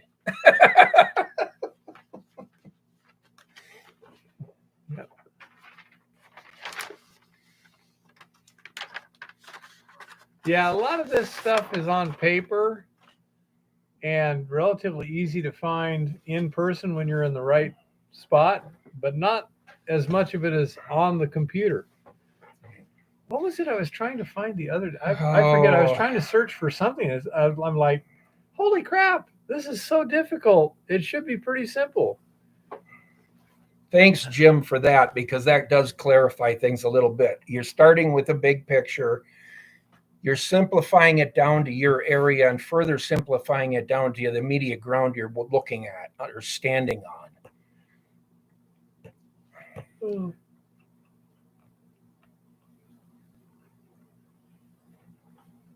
Oh my goodness. Exactly, Chris.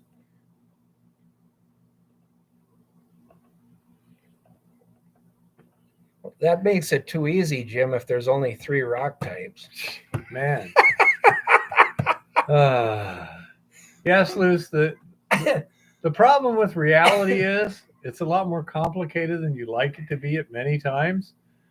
And in school, they simplify it in order to teach it, because if they tried to go through all the little details, nuances, they'll never get there. You'll never graduate. It'll do exactly what you're saying. Yeah. It confuses you. So they make it simpler, and then you wind up in a situation where if the student doesn't understand that it's been simpler, then simplified, then they think they know everything, instead of realizing you just got the basic principles. Now you got to go out in reality and let it muddy the picture up. Gold Sluice, no, the old timers did not know most of this stuff. Most of this is using the data that started with the old timers and has progressed over the last 100 years or 140 years. And that's the good part, though, is we've got data that we can use as a prospector to start to identify possible targets before we're even boots on the ground. We can identify an area that, okay, that we need to go look at that on the ground and see what that shows us. The other thing about learning it this way is, if you learn some of the rock types, like I say, some of this isn't pertinent, some of it is. If you learn some of the different rock types in that once you're on the ground, you start to realize, and it may not be immediately when you're on the ground, but you start to realize really subtle changes in rock sometimes. I mean, I had a geologist the other day that I was saying, hey, this is an interesting gold anomaly, and I want you to look at it. And we're up there looking at it. And I was looking at this area as a slate, and it was really coarse gold. I mean, big nuggets that came out of this area, 15, 20 ounce nuggets. I was looking at this crap as a slate. And he said, you need to look closer at that alteration. And I said, why? He said, that isn't a slate. He said, that is a fine-grained granite. And now I understand, he said, why the gold came out in big particles. Because the granite was literally just tiny, tiny particles of, metamorphosized rock, to the point it was light, almost like a piece of sandstone or slate even. And he's like, no, that's granite. He said, that granite running up against that limestone contact right there, that's why that big gold came out right here. And I'm like, really? you know, and it was something that was right in front of me all these years. And I was looking at it as a different rock completely. Well, I'd like to get another couple of years of geology and mineralogy. I would have loved to go back just for that. Oh yeah, anytime you've got a contact, Jim, it could be multiples of different rock, marble against granite or actual limestone and granite. Definitely you've got those zones. But when he showed me this rock and said, that's not what you think it is, I was just dumbfounded, like, man, I am stupid, you know, because I've looked at it, trying to figure out why did that big gold come out of solution or temperature or whatever happened right here in this area. What happened? And getting the right guy on the ground made it really simple. The minute he told me what I was looking at, I was like, oh shit. Okay. Well, the thing is too, Kodak, the old timers, were motivated. Very motivated. Because you found what you were looking for, or you went hungry, or often you died. Yeah. You So may not come back. The motivation's really there to put forth a lot of effort. Plus, what's that? 10% inspiration, 90% perspiration. Yep. If you're motivated and you're not afraid of getting your hands dirty, which they weren't, nope, then you do detailed testing and you're sampling on a small grid and this and that. And eventually, even though you may not know why, as Jim was saying, the gold came out here, your modern guy can tell you what geochemical and geophysical processes created it. The old timer can tell you, I don't know, but when I see that, it's got gold. Right. I'm going to have gold today. You know? And so that's the sort of thing where, say, they might not have been able to tell you in detail why, but they could tell you in detail where. Right.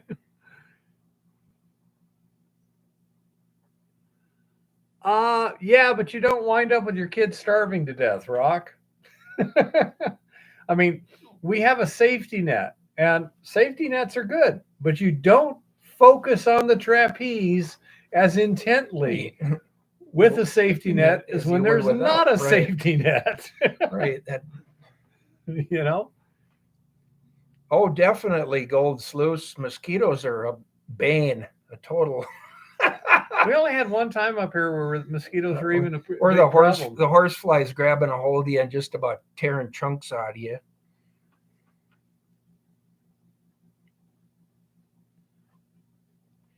Well, you know what? Blindsight, you start somewhere, and you know what?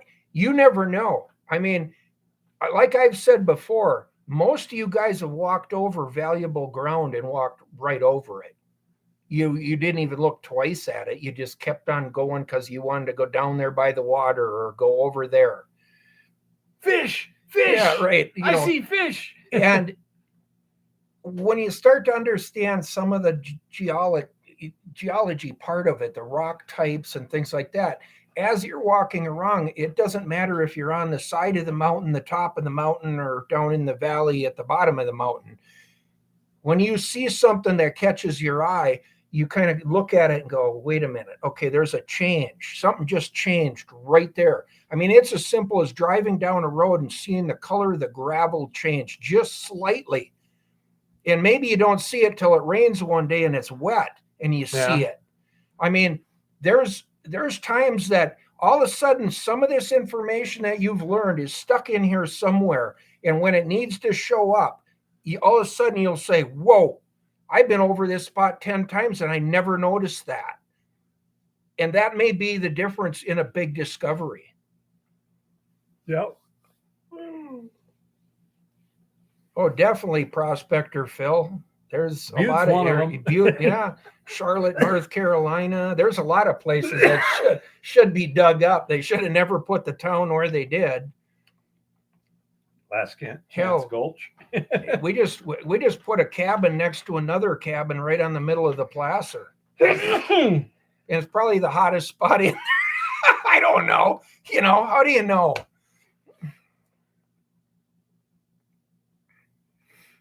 Well, sometimes a half-inch sieve is exactly what you need. Yeah, sometimes. Some of this, I mean, if you're sitting there playing on your smartphone all the time and that half of that crap you don't need, it isn't helping you. I know that just from myself. I used to have, I don't know, 100 phone numbers in my head. I could just pick up the phone and call Charlie or whoever and never even think about what the hell his phone number was. And now if I don't get a calculator and adding machine out, I can't even count. Yeah, there's that. What's interesting too is as people have more and more access to the raw information, It's too much. they lose their ability to sort the information Right. and judge it. And like there's been certain things going on over the last couple of years where I can just look at the behavior of the people involved and say, okay, there's something really off here, because that behavior is inconsistent with past history. Past norm. It doesn't. What was normal. Yeah, it doesn't even matter the details of what's going on. I can say something is wrong here simply because of that. But if you have lost your ability to remember the past, as many of these young people do, what happened in 18? Well, let me see what happened then. Oh, okay. And I mean, they get told stuff Right. that is just bogus. Some of it's just information overload. It's just too much information. Well, some of it's too much, but even then, as I say, they have lost the necessity of remembering. Right. And so they don't. They don't teach them to remember anymore, though. Remember the memorization exercises right. we used kids, to do? right? Yeah. The kids now, though, they teach them how to look it up. Yep. They don't teach them how to memorize that. Where I don't know. I always had a pretty good memory. I mean, I can wander around in the woods and I don't care if it gets to be midnight somewhere. I still know where my truck is parked, even if it's 5 miles from where I'm at. I can get there. It's going to be a long night until I do, but I can do it. And that drives one of my daughters crazy. She's like, how do you always know where you're at? And I said, I don't know.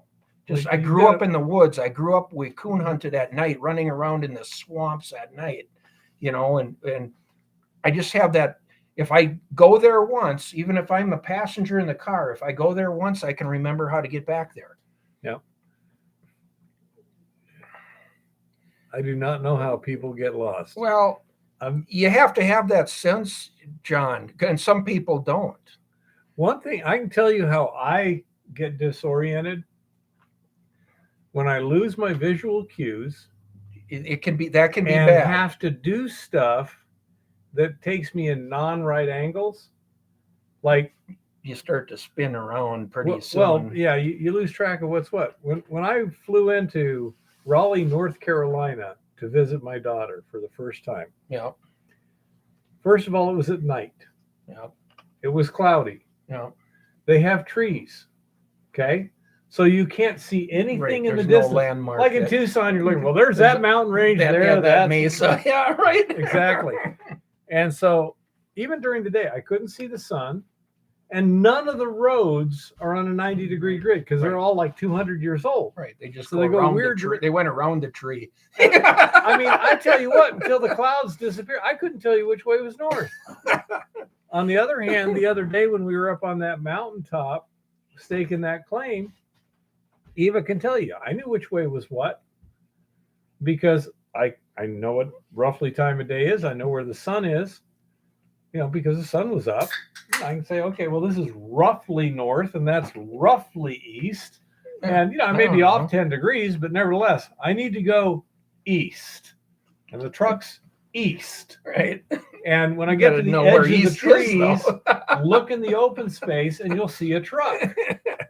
We weren't that far away. That's how I am, Jim. 300 yards. I hardly ever, I can use a compass and everything. I can triangulate my way wherever I want to go. But honestly, I just know where I am. If I start with knowing on the map where I started from or something, I don't even have to pull the map out again.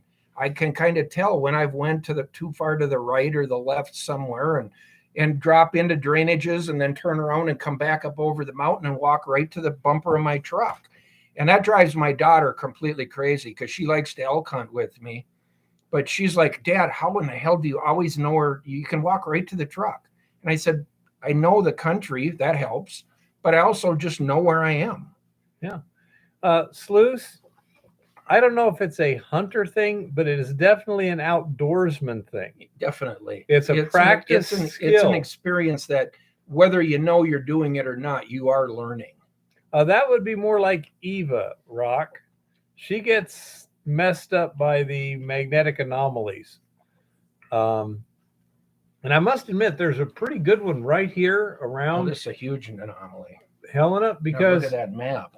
when It's all metals right when here. we got here, it's like I know I'm going north on the freeway, but it feels like I'm going south. I know. And Yep. I say that's just bizarre. Yeah, and the opposite happens when you're going south. It feels like you're going north. Yep. Yeah, It is. There is a big anomaly right here. Yeah, and it took me months to get over that. And we both felt it. And remember the last time we were driving to Great Falls, we both mentioned when the compass flipped right. Yeah, when we got into the big belts, everything was okay now. Yep. North felt like north. Yep. But where we were at up on that mountain, I say I'm just going by the sunlight. Right. She's going by her magnetic sense, Right. and it's just messing her And up. I was 180 Well, and then degrees off. As you go up them roads and switchbacks and everything, you're changing direction constantly. And Yeah.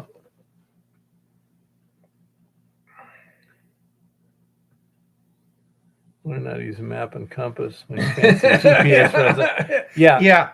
Don't rely on your GPS. that's another thing, Rock. You're absolutely right. People rely on those damn GPSs, and they're a useful Yep. tool. And then the battery goes dead. But if you rely on that all the time, well, your eyes are down here. And you're not looking Not around.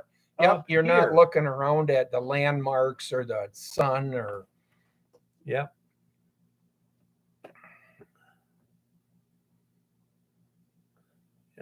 Well, down there in southern Arizona, it was really easy because we didn't have trees. And it's usually clear and you don't get fog. Yep. And so it's extraordinarily easy to orient on distant mountain ranges and stuff like that. And so it made it very easy. You always know where the sun is at night. You can always see the stars Yep. and stuff like that. Here, that isn't the case. I mean, I've been way back in here, 7 miles in, and it starts snowing so hard you can't see, 10 feet. And I've always been able to still walk out to my truck or the cabin or whatever, wherever we had our camp, our elk camp or whatever. I've always been able to get back to where I started from somehow. Well, and that's when you lose all. I mean, that's when all people your get visual lost. cues, Well, yeah. all your cues, and then the snow is swirling around and that. So you're what you're seeing or what you think you're seeing, it doesn't mean anything either. Well, that's where an ordinary person, and I mean, even if they're fairly good outdoorsmen, can really use that GPS or a compass map. That's, things like Well, that. they're great tools. That's where you need that extra. It's like a pilot. I don't care how good a pilot you are. When you go in clouds, you need instruments. Yep. Because your body is not built to do that. Yep. And so you'll wind up in a descending spiral real easy because it feels like you're flying straight and level and you're not. Yep.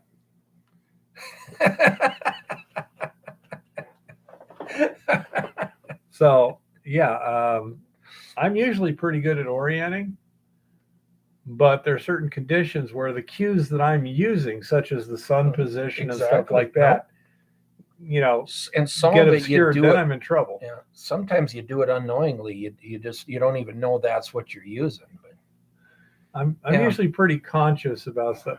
The other thing, sometimes all you need to know, for example, when we were at on that mountaintop, walk uphill. Yeah, you're going uphill Because the truck is in that big meadow at the top of the hill. Right. So as long as you're going uphill, eventually you're going to find yourself at the edge of the meadow, and then you go, there it is. Yeah, there's the truck over there. Or water flows downhill. If you need to find your way out of these mountains, water flows downhill. So go downhill. Prospector fill, that's an excellent idea, especially if you need it. But sometimes the device itself fails. And again, I don't like being absolutely dependent, especially on electrons. Now, climbing rope, okay. 3,000 pounds braking strength, and, that's fine. But yeah, I've done that once, Chris, not with an electronic device, but there's a 2-pound hammer I'm going to get back someday. Someday when you climb down there. Well, I was going down a decline, and I was by myself. Yep. And there was a brow. Okay. Now, clearly, the part that I had been in, the first 40 feet, was access. There was a few little side cutouts where they'd seen something interesting. That's right. But below me, they'd gone deep, they'd gone high, they'd gone wide. So it's like, okay, here they were mining. Right. But because I was by myself, I didn't want to go over that brow. Because you know how sometimes it can be really tough getting back up over the brow. Right. Yep. So I climbed back a little higher, and I was taking a sample, and I forgot to put the lanyard around my wrist. Dropped the hammer, and it just slid down. There it goes. I know it's down there, but it's one of those things that I know where it's at, and I'm going to go down there and take samples someday, because that area, the surface, the stuff closer to surface was good enough that we need to sample the whole thing. I've been out where I was doing claim corners all day, where I was constantly using my GPS for the next coordinate. Yeah. Okay, then the batteries die, so you open it up and you get your backpack and you dig out the next set of batteries and you put them in and you get everything going again and go right off to the next corner. And by the late afternoon, you're out of batteries. Your GPS isn't working anymore, and you'd have to know where you're going to walk out. Mm-hmm. So you have to. Yeah. You just kind of always have to know where you're at within a certain.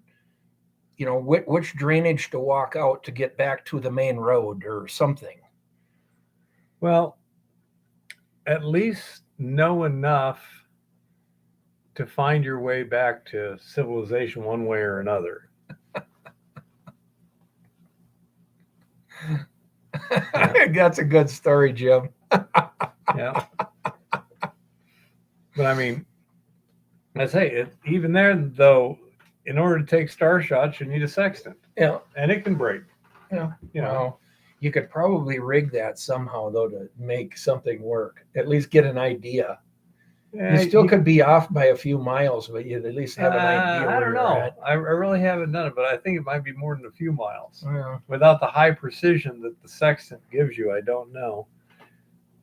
Plus, in general, a sextant will give you your latitude directly, but the longitude is indirectly. You have to know the time also. Right. Yep. I know that I never hike far enough that I need a sextant to figure out anything. No. Especially now that I'm a geezer. I've been back in some of this, though, that you get a little screwed up, and it's like, what's the easiest way out of here? And your GPS won't tell you that. It'll just give you a straight line that way. Well, that way doesn't look fun. That would be over the cliff, through the canyon. It doesn't look fun. That's a bad way. Yeah, that can happen too. It's also a good idea before you go into a strange area to get a good topo map and look at it, so you got a good idea where it would be a bad place to go, and don't rely on these satellite photos. They can be very deceptive. Oh yeah. Yeah, that last claim corner I set on that last claim we did, that was a steep hill. Mm-hmm. I wasn't expecting it to be that steep. Yeah, they can blindsight, and if you're counting on that shortcut, then you can be in big trouble. No, we didn't need to build any roads. There was a road in there, and we just cleared it off. And the logs that we shoved into them holes were just so we didn't drop equipment in them, backing around in there and stuff. And previously there'd been a logger in there that took out some timber too, and he already had burn piles on those holes. So we just were adding to them.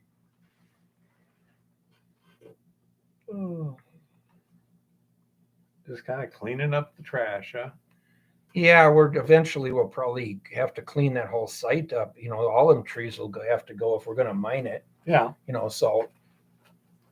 But until we do that, you're better off to have a bunch of debris in those holes because some of those were fairly deep. Yes, blind sight. In my case, everything is put away for the deep freeze. In Jim's case, I think they didn't get it to the point where they wanted. No, we've kind of got everything winterized at this point that we're going to call it good till spring up there. I think I still have to get a couple of campers out up there here in the next few days. But. Yes, Sluice, that's exactly what it means. Get rid of the trash and everything so that if a forest fire comes in, you've got a defensible area. It also just keeps things much neater.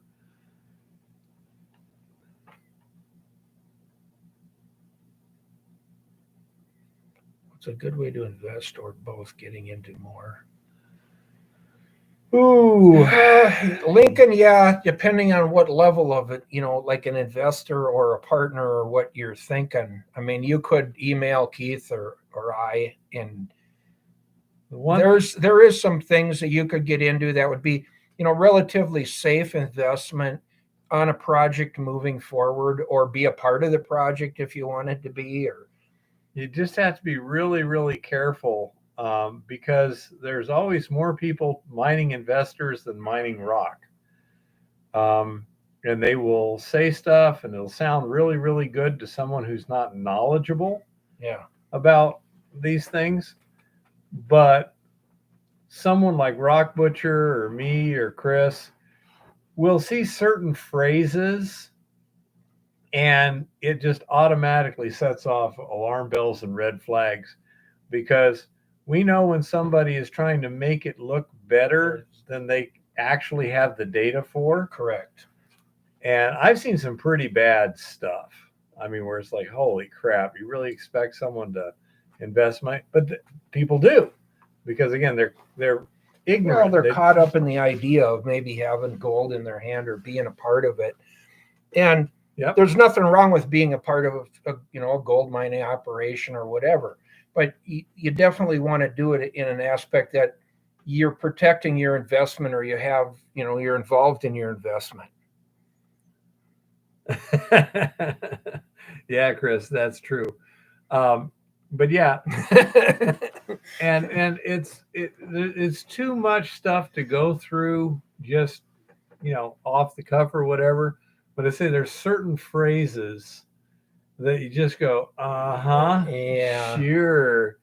And if you're interested in a particular thing or you're curious, you can always email me and I'll take a look at the information and give you a quick idea of whether it looks like it's plausible that it might be good, or it's like, oh no, just stay away from this thing.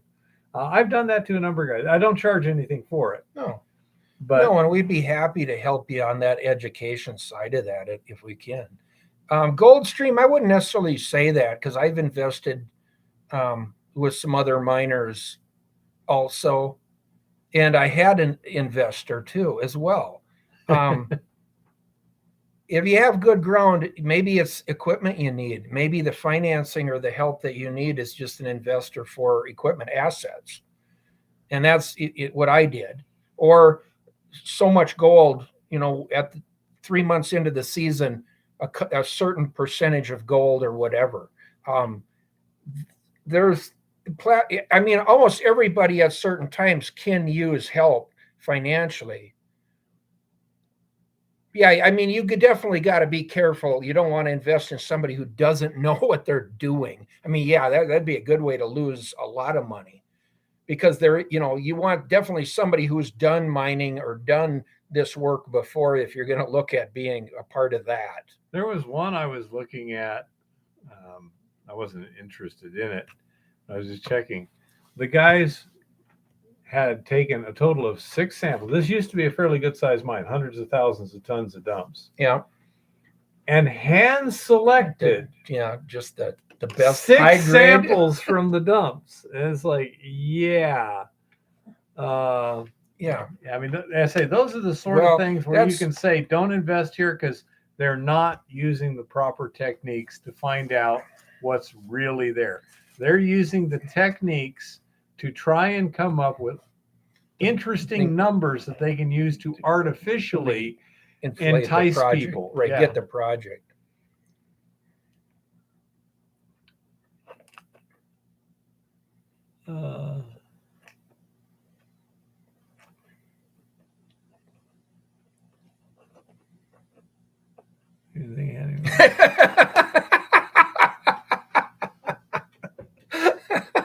Well, and the other thing too is when you start asking questions, how do they respond? I say one of the things that really is kind of a dead giveaway. If they say we've got all this, material blocked out as reserves, say, okay, how many samples? What was the sampling methodology? Sampling density, blah, blah, blah. And then they start locking up. It's like, no, they should be able to say, we got so many feet of drilling. We got so many feet of intercepts. This third-party geologist, that guy in assay Guinea lab, who was interested in having me help them. I mean, they had a drill program, they had intercepts, they had logs, they had all this stuff. Yep. And so you could actually look at it and say, okay, they're actually doing something. There might be something valuable Right. here. I can see where this could work. But first of all, if what they're doing is hand sampling or chip sampling and that's it, bad idea. Well, even as a prospector, you don't want to get on a mine dump or something and high grade your sample, like only picking the prettiest rocks that you like. You don't want to do that to yourself. If you're going to do grab samples, you look the other way and grab rocks and put in your bag, that you're not looking for any specific thing in that rock. Well, just take a blank sample basically across that thing and go see, is there any value in that sample? Well, I've done things where I was in a drift going along a vein, take a tape measure, lay it out every 10 feet, take a sample. you look. Yep.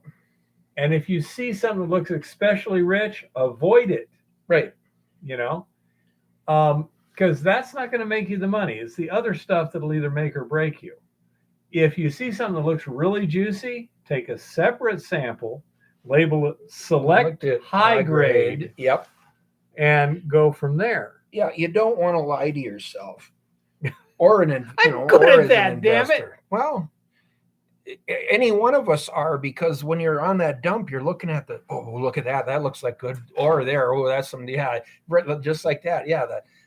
Look at all the shiny. Yeah, look at the shiny stuff, Feel the weight of that. I did. I was playing with that earlier today when I was here. I was like, damn, that's really a neat sample there. That's pretty. Now, but doesn't do us a bit of good because we just found it on a pile of rocks that somebody else had collected that were interesting. Okay, so it means nothing. It means nothing. Yep. Oh yeah, I was watching your video gold stream, and that was a really cool sample of rocks that you were doing there, putting together. I thought that was pretty neat. Yeah, it's real easy to fool yourself, and if you find something like this out hiking, that's all pyrite there. It's just total pyrite, massive pyrite there. But it might have a lot of gold in it. It very well probably does. Around here, but where it came from, the thing is where's the rest of it? Yeah. That's the sort of thing. If you send it to an assay lab, the pay dirt comes back in, you say, pay dirt bag thing. Now I need to go find where it came from. Hey, Gold Pan Dan. Hey Dan. By the way, I remember to get one of those other wear plates. And I left it in Lauren's Trailblazer, but I'll get you those dimensions. You may want to go back and watch this video, Dan. I think we had a pretty good evening here with some really good information, I think. Yeah.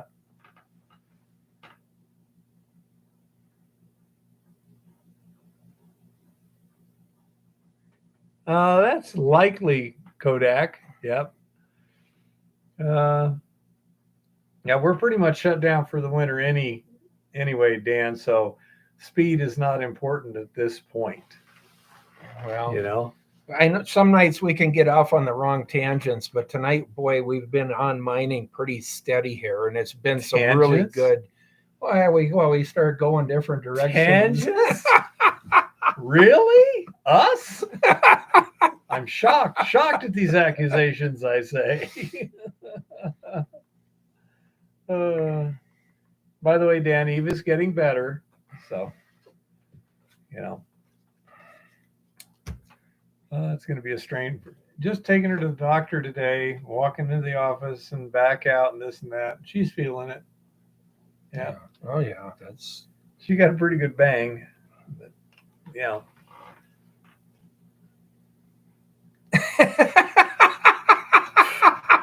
You don't even need to bullshit your way into that.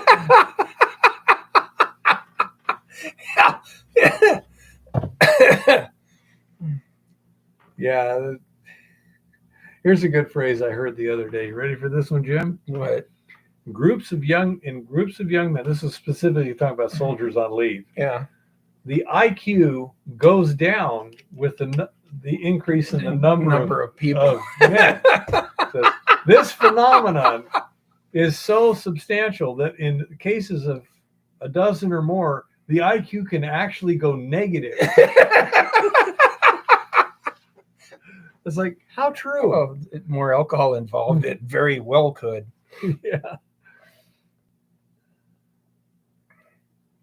Square miles with with a bunch of gold on it. It's like, yeah.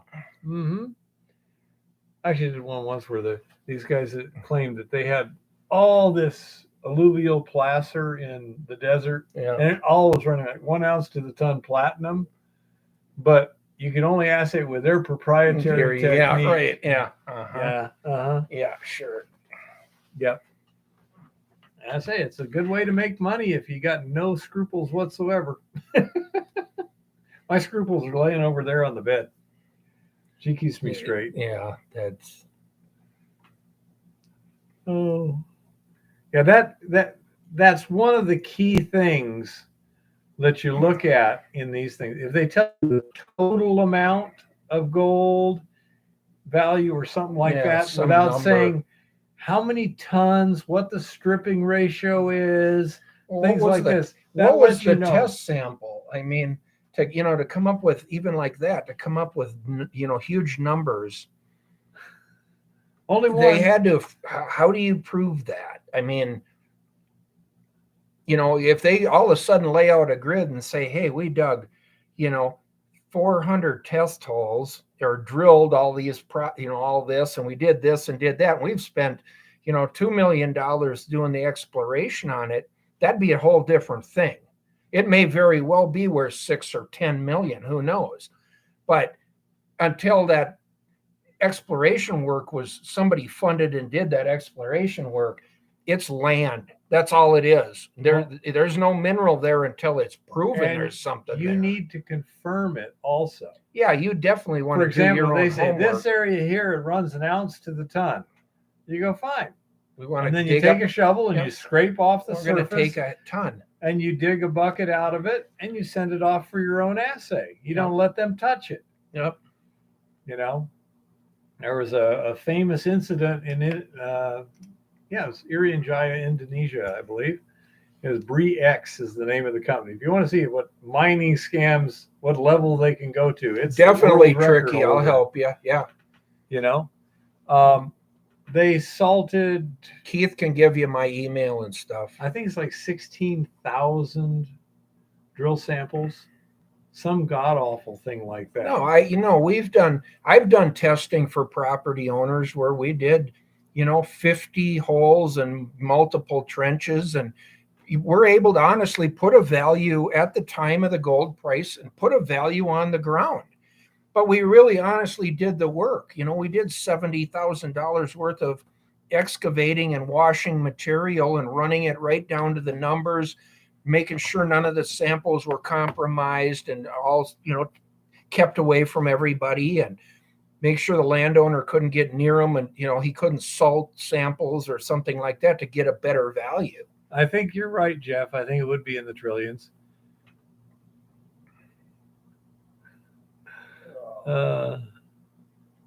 You made dollars on Briex on the way up or on the way down. It was possible to do it either way, but I mean, it went from $1 to 200 to zero. So depending on whether you went long or short, you could have made a fortune both ways. Actually, more on the way down than on the way up. But yeah.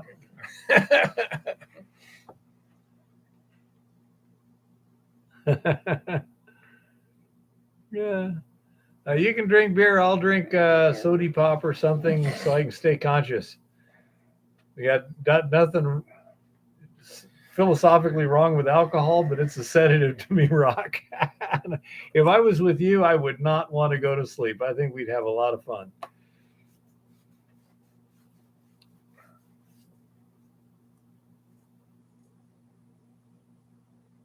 Yeah, Gold Pandan, it was over near where I'm at.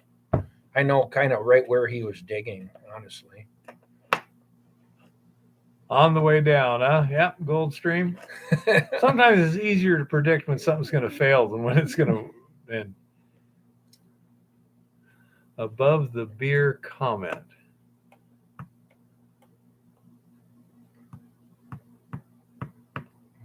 Oh, I think I saw it. Yeah, Briex. I agree. I said I'd love to talk to you. But if I'm drinking alcohol, I'm very shortly going to be asleep, and I'd much prefer talking to you.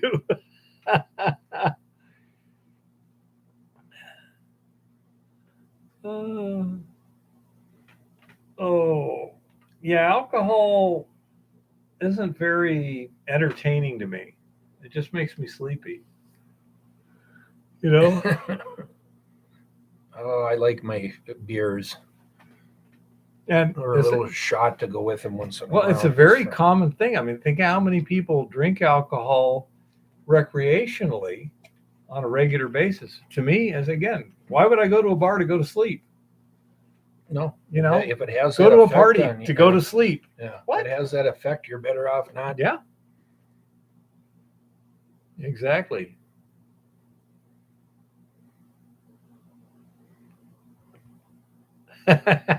Yeah, you're a professional, exactly. So you don't want to.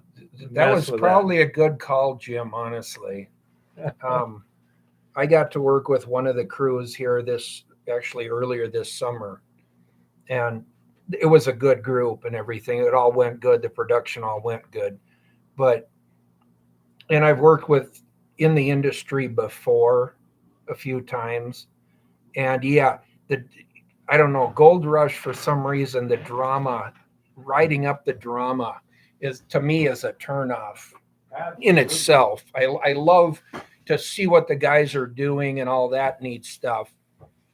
And I know some of those guys, but the drama part could be really downplayed, and they could really focus on the industry and the business side of it far more. And I think that would actually make for a far better show.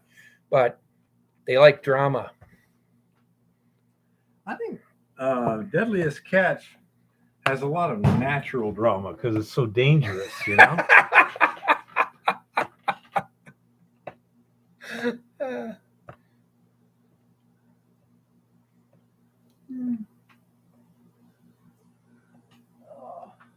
Just an FYI, Bear, I'm beginning to nod off here.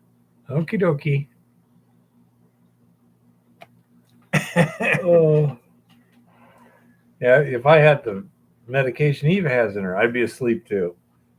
Yeah. Between the pain pills and the muscle relaxants. Everyone's saying good night, little one. Well, I probably won't fall asleep yet, but I agree, Goldstream. I wish they would show more of the reclamation. They're really good at showing the whole drainage tore up for miles, but never about what they can do to actually make it, better than it probably was previously. Gold Pandan and Kodak also saying goodnight. And that's, unfortunately, as miners, that's a connotation that we've had to really try to work to overcome. And it's hard to educate people to the fact that we can't do that damage like that anymore. We can go in and do the landscaping and put it back in a much nicer way than it was, from the past historical mining. But all anybody kind of sees is what happened in the past. Take care, Blind Sight. Yeah, take care, Blind Sight. See you later. Yeah, last time I was watching Gold Rush, yeah, we only watched when we were in Safford for the Graham County Fair. But when, what's his name, the young guy, he had his big plan to change stuff around this, and he forgot to, and he assumed he was going to get permission from the guy with the big beard that has the dredges, Tony Beats, that he could just run his pipeline and stuff across his property, no problem. And I just love Beats' answers. Sucks to be you. Yeah. You know? You know? Oh, I actually had fun planning it in my mind about what I wanted to do for reclamation as I'm mining through something, and be able to, make it really kind of neater than it was to begin with. So where's the 6th hole? Where did you put that? The 6th hole. Yeah. Oh, John, there's actually hydraulicking here, even in the United States. The problem is you have to have a contained area in order to do it, and be able to withhold any of the problems you're creating. I mean, there's drainages here that you could definitely even run a dredge in yet, a bucket line dredge. The biggest problem you got is a downstream tailings impoundment.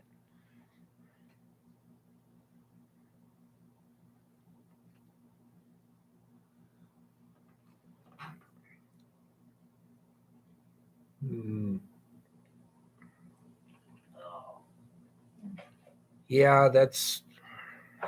Does bucket line dredging make sense nowadays with all the other kinds of equipment like drag lines and such? Well, actually, yeah, it's the cheapest, most economical way to run that much yardage that fast with literally 2 or 3, 4 people.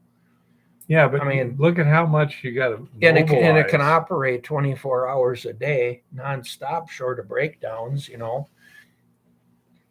The efficiency of a bucket line dredge. Yeah, two of them.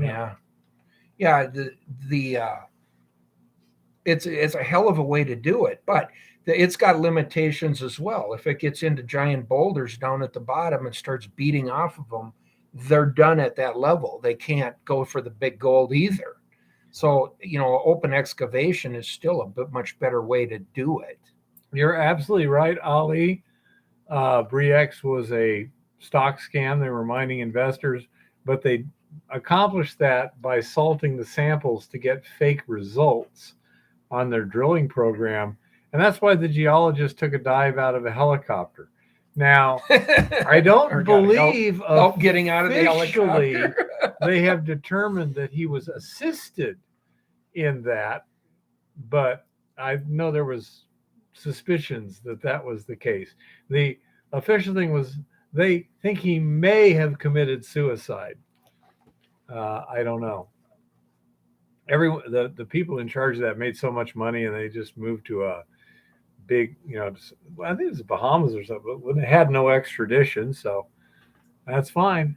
You just can't do a lot of international traveling now. Well, definitely, Phil. They weren't. They were probably getting, in most cases, maybe 80% of the gold that was passing through that dredge. They weren't as efficient as they could have been. I mean, we actually have a lot better sluice box stuff nowadays and a lot more knowledge of getting a sluice box correct. The biggest thing, when those dredges ran, some of them didn't even strip. They just took everything, where more modern day, especially in the 1930s and 1950s and that, when they were using the dredges, they were running drag lines or dozers ahead of the dredge stripping. So they were taking off the organics and things like that before the dredge went through. And that made a world of difference in the recoveries as well. Well, it would also make it a lot easier to do good reclamation. Definitely, if you were to strip back like they're doing in the Yukon and then run it, and then you've got that material to try to put back and override everything. Glad to hear that, Goldstream.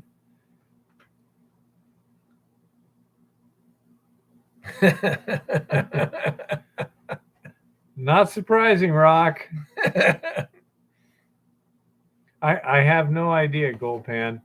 I'm not familiar with the movie. If anyone else is, you can go ahead and comment here. But yeah, they solved it. And the funny thing was, okay. And the funny thing was, it wasn't even well done. Because, I mean, as soon as, I think it was Freeport, Bre-X was so successful in their fake that it got so big that the government, big guys wanted in on no, the government required it because the government's getting a percentage, and they said, you don't have the money to develop this, you need a big boy. So they brought in, I believe it was Freeport, and the Freeport geologists started looking at all this, and it's like, some doesn't make sense. Granite, gold, limestone, gold, shale, gold. Nah, this doesn't. So they went and they set up, I think it was initially 5 drill holes. They said, okay, your drill hole 12 is here, right? Yep. Okay. And here's the logs from drill hole 12, right? Okay. So we're going to set up 5 feet off of your drill hole. And they put a barrier 100 feet away from the drill rig and says, any of your guys come across this, there will be big trouble. We're drilling our own hole, taking our own samples, and nobody gets to touch it except our people. And of course, they all come out, crap. And so that is, as I said, it fell apart as soon as anyone with any intelligence looked at the data. I do believe I watched the movie with Matthew McConaughey in it even. Yep.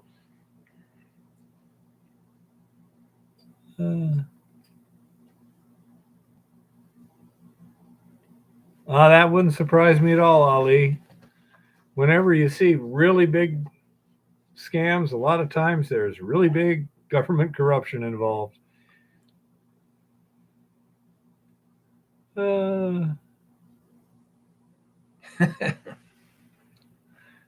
Sounds good, Rock. Wait until we wait until we meet until we wait until we meet. I'm so confused. I thought I understood the first one. Now I have to make a decision. What did he really mean? Good one. But yeah, that was an amazing thing. And again, as soon as somebody who knew what they were doing, like say Rock, looked at the raw data, they're like, no, something's wrong here. Yeah. It did not withstand scrutiny. Okay, I'll bring beer. I can certainly do that. I have no philosophical disagreement with it. It's not like I'm, a Mormon or anything like that. Beer in itself, I don't like the flavor of. Okay. Alcohol itself, I don't really like the flavor of, but if you take like vodka and put it in juice, it's not a problem. One I found out when I was down fishing in Mexico was a gin and tonic. Fresh squeezed lime juice, gin, and tonic water, and that went down fairly easily. But again, after a long day fishing, you know what you need. Yeah. I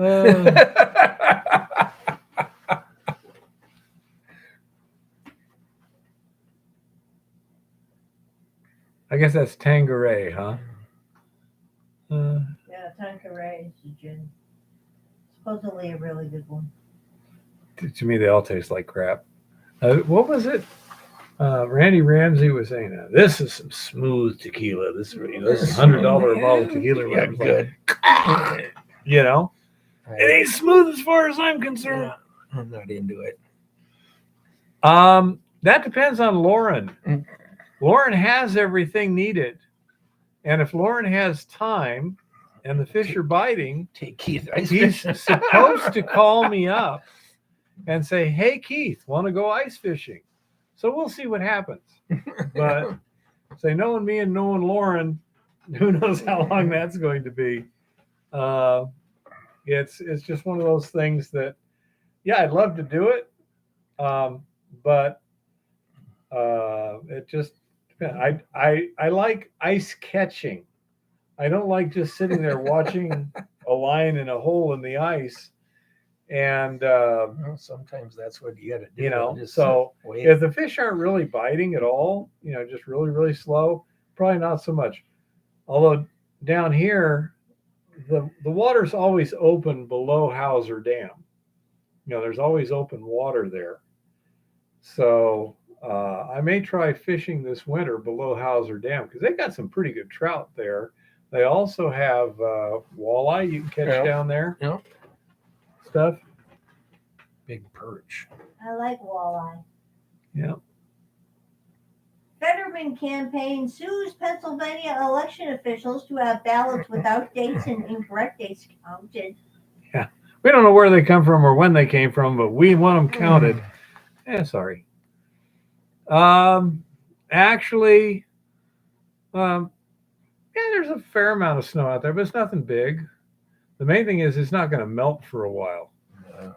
I mean, I know it's supposed to be pretty cold for the next week. let's see what happens here. Weather, Helena, Montana. Tomorrow, high of 13, low of 5. Wednesday, high of 7, low of 0. And we're supposed to be having more snow showers. Yeah, snow both days. Yeah. By next Sunday, Monday, we're back to about freezing anyway. Yeah, almost. It doesn't get above freezing as far as the It looks 10-day like goes. The winter's here. Yeah.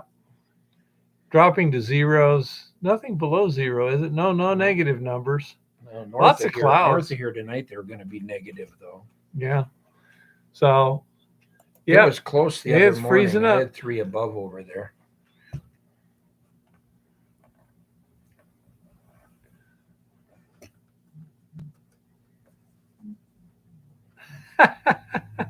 Yeah, Ali, it's amazing what it has there. Grossberg, now that was an interesting mine. Quite the challenge.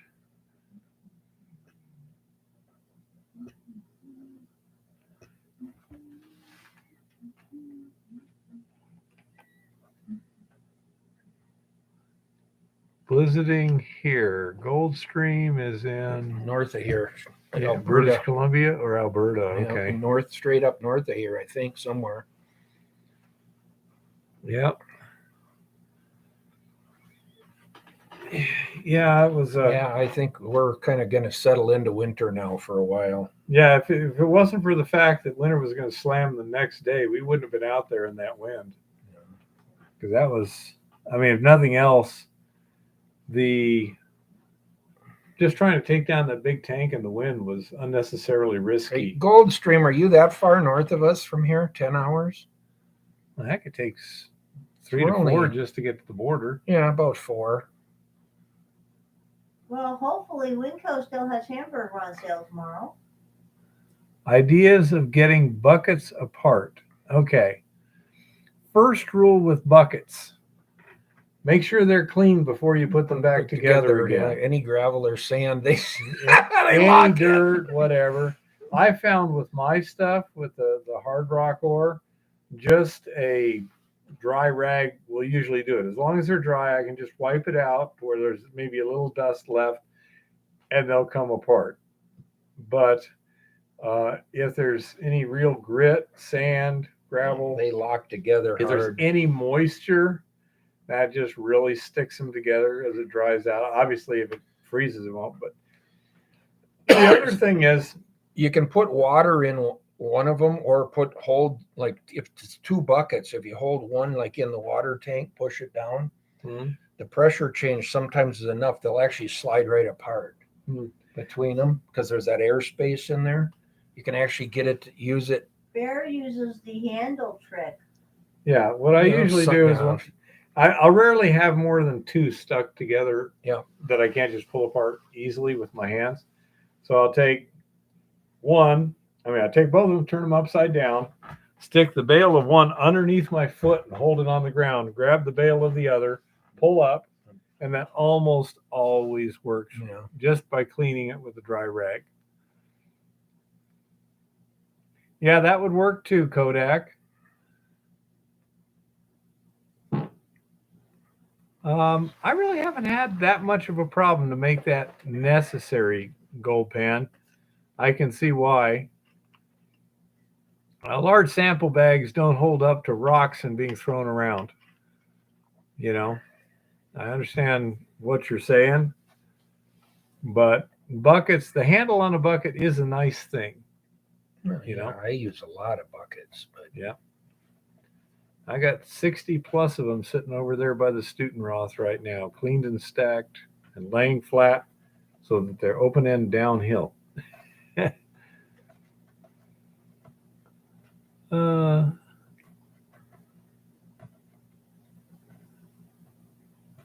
yeah. yeah, I say I rarely have to get real serious. You can also take a pry bar, like a flat bar, and stick it between the ridge on the one bucket and the top of the other and rotate it. Yeah, see if you can get it to. That puts an enormous amount of pressure on it, and it'll usually get them apart if they're stuck that bad. But I learned a long time ago it's a lot less effort to clean buckets than it is to get dirty buckets apart. Yep. And also try to keep buckets from the same store together, because he has noticed that There's some even though different. they're There is all made different by the same sizes. Yeah, company no, there in is different. Leominster, Massachusetts, different store buckets fit differently inside each other. Yep. That is correct. So, yeah, and in our case, I think if you put the Power Townsend buckets inside the Home Depot buckets, it works out okay, but not the other way around. Yeah. Yeah. No, there is different. Buckets are slightly different. Just Millimeters, so slightly many different. 1 millimeter, 2 millimeters different. I think it's even less than that. Yeah. But yeah, it the science of buckets. The bucket, the international measure of weight for the small miner. 5-gallon bucket. Yep. So, oh, Any other mining questions, guys? you haven't heard anything from Lawrence, have you, little one? No, not recently. He's the extractive metallurgist down there in Tucson. Mm-hmm.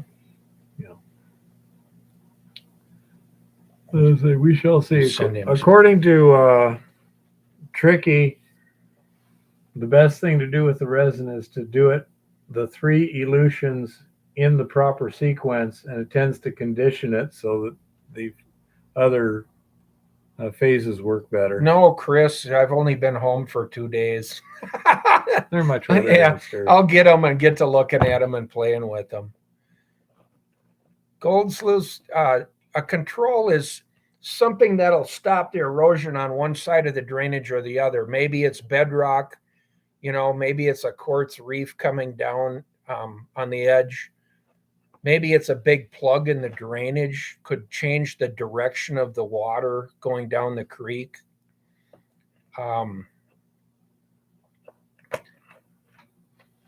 There's the multiple things that can be a control. Usually it's referring more to bedrock, though. The bedrock on one side, the water can't penetrate that or break from that. So it'll change directions in the actual drainage.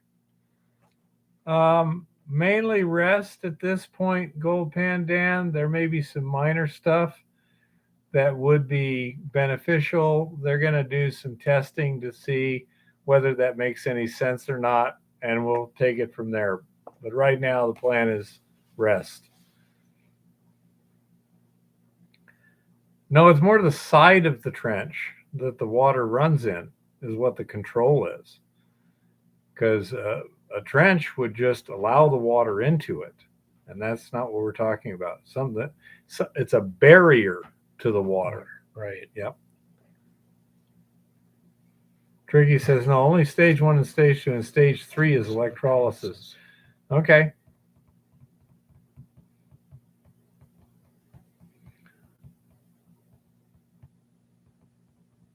I don't get sample bags. I use buckets. Because I have the RC46 crusher, a bucket is a fine size sample for me. Yeah. Goldstream had some pretty big sample bags, pretty nice bags. Jeff, I was getting my sample bags out of Legend. down there in Phoenix. No, I think it's Legend? Reno or something. Reno, Nevada, maybe Reno. Legend Mining Supply. Let me find out real quick. Come on. There it is. You might be right. Legend. Where's the home? There it is. Contact us. Sparks, Nevada. Sparks, Nevada. Reno. Yeah.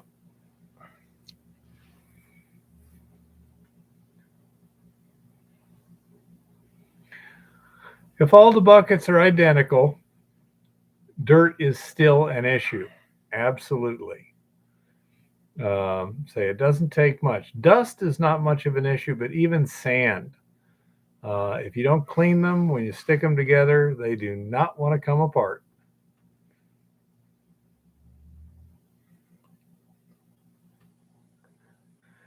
Yeah, John, kind of, sort of.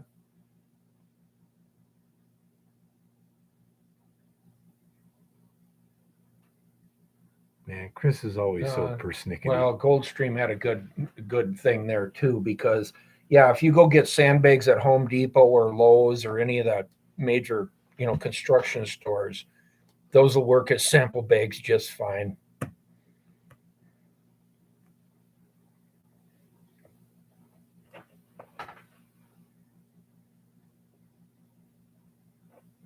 Yeah, that would work, Jeff.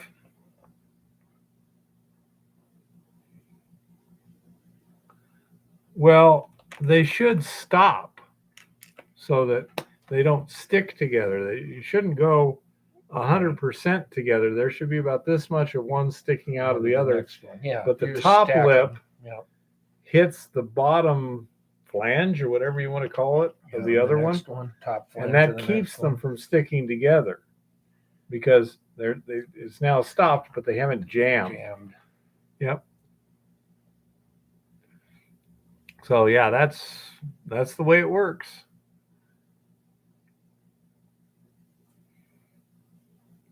Make a video on buckets. Proper maintenance of buckets.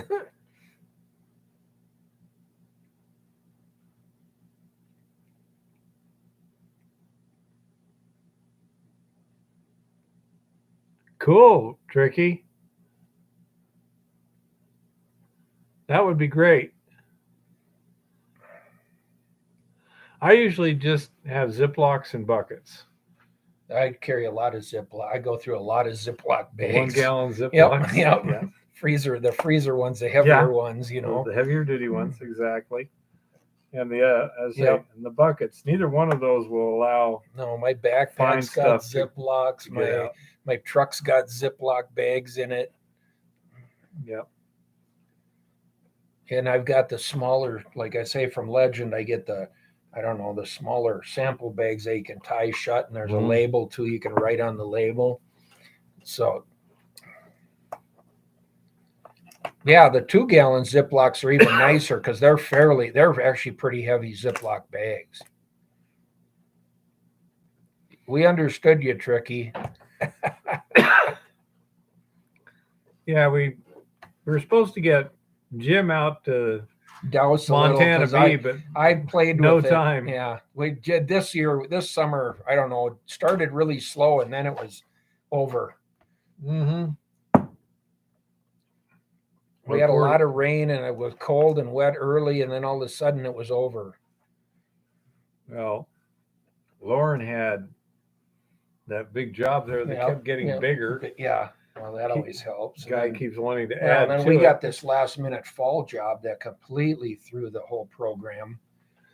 For the last 2 months, that's all I've live and breathe that. Yeah. No, when did you get the go ahead for that? Right before a couple days before we actually did it. Yeah. But we had to actually didn't get started right away either. We couldn't get material that fast. I'm sure there's videos on YouTube on dowsing. Just anything where they say bury something yourself and then find it, I wouldn't even pay attention to it because that won't work. If somebody else buries it and does it in such a way that you can't detect where it is, that would be fine. You should have enough concentrates in the buckets that they do not stick together. Well, that'll work too. Good comment, here's John. another thing. The processing equipment that we use, the jaw crusher and the feed for the impact mill and the screen on the impact mill, do not like damp material. Mhm. Slightly damp, not a problem. Right. Wet, damp, problem. Yep. And so when we're getting ore, you can stack buckets of ore on top of each other Right. and then just put an empty bucket on top, and they'll stay pretty dry when it rains. Right. You know? Kind of sealed. Yep. Not even sealed. It's just that, the rain comes down mostly vertically. Mm-hmm. And so the top one catches the most, unless you get a little bit in there, but it's not enough to hurt anything. Right.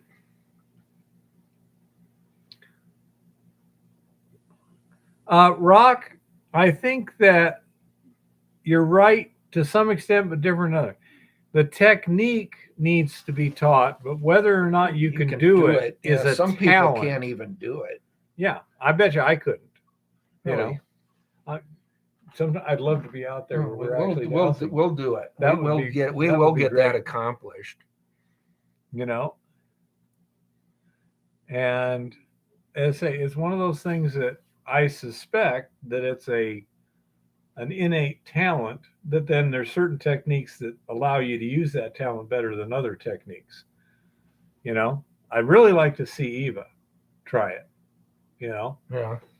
but I've tried some dowsing type stuff in the past and I haven't had any results, but then the quality of the testing wasn't superlative, I've used both bronze rods and just regular brazing brass rod, and I've had luck both ways. And I've also worked with a pendulum that was basically a 35 millimeter film canister with a half an ounce of gold and a half an ounce of mercury in it, and on a string. Okay. And believe it or not, that thing was interesting.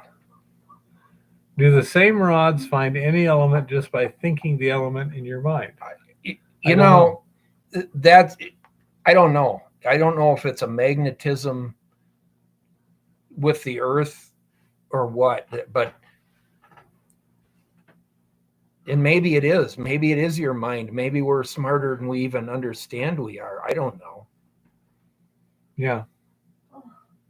Eerie, but it works. I would agree with that in terms of, I suspect it's a real phenomenon that certain people are good at. I know one friend of mine thought he was good at it and wasn't, Hey, Jim, do you happen to know where voting is tomorrow here? Is it all down at the Civic Center? Yep. Okay. That's what we were wondering. Oh. Yeah, I told Bear I thought it would all be down there. Yeah,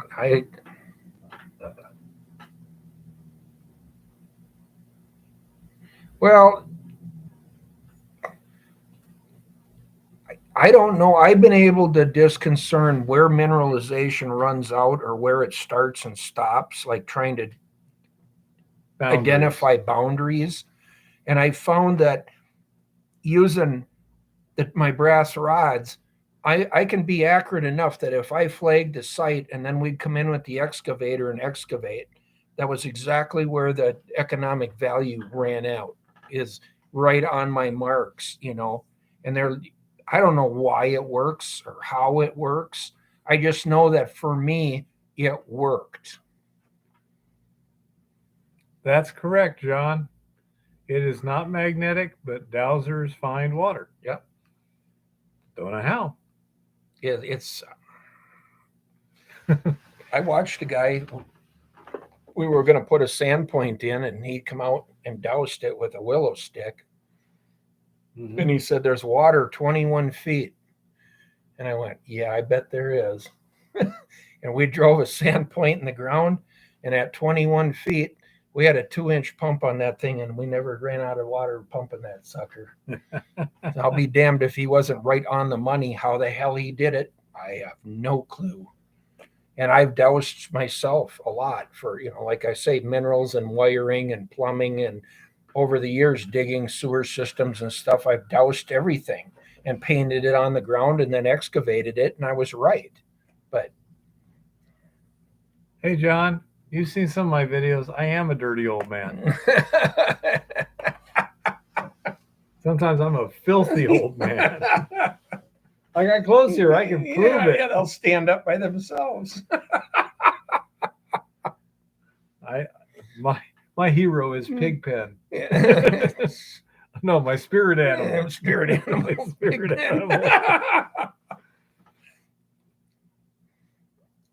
I have not heard of anyone dousing for critters. No, I haven't either. Now, there are people who can sense critters, but I've never seen them doing it, dousing or whatever. Okay.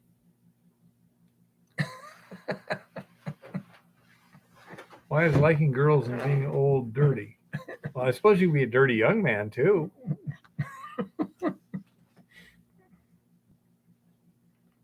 Oh,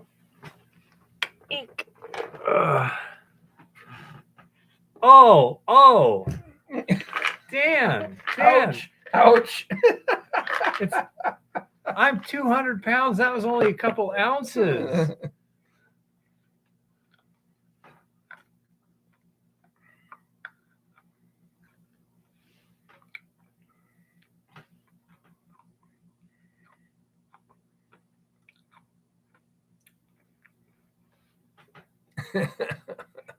Are you talking standard hunting calls? Yeah. Rock or something else? Call, yeah.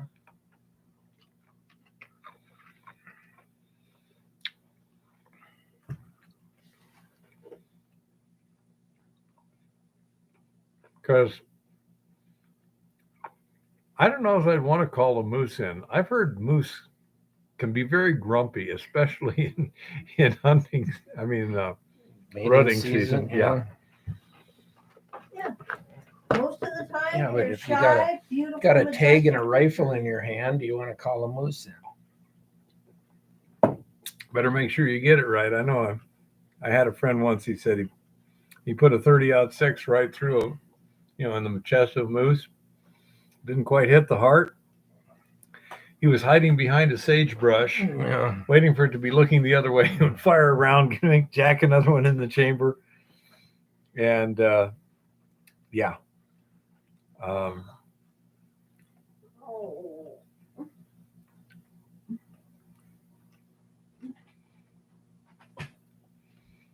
I suppose if you were in a big tree, that would work. You can call them or brush the trees.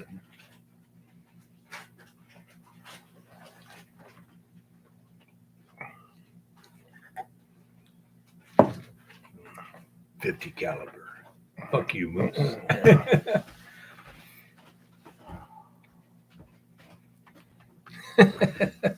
Well, at least the wallabies aren't dangerous. I hear kangaroos can be dangerous. What is this world coming to when cute kangaroos can rip your guts out? Koala bears Beat the may shit look out cute, of you. but they're very dangerous. Yeah, but can they run fast? Probably. I mean, I don't know if a koala can catch me. We have grizzly bears. They can catch you. They can catch you. They can run down an elk. Things can move so fast, you're mesmerized just by how fast they can move.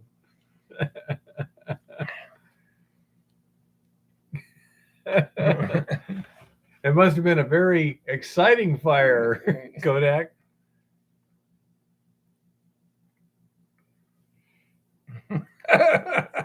.300 Weatherby. Yeah, That's good, not bad. good round. Not bad.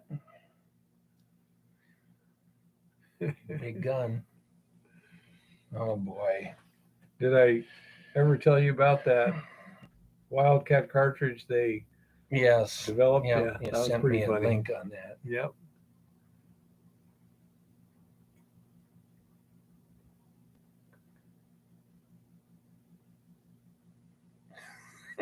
Yeah. I mean, mooses can be bad. Moose are beautiful. I call them a lot of things. Beautiful is not one. Impressive. It's not my fault that you have no taste.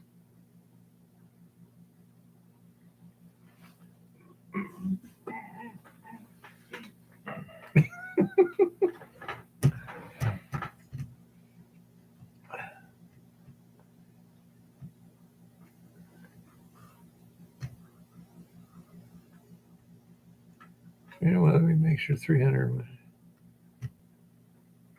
Bear, you need to put Nope. something on your list for tomorrow when we go to Walgreens. What little one? Check and see if they have Halloween candy left.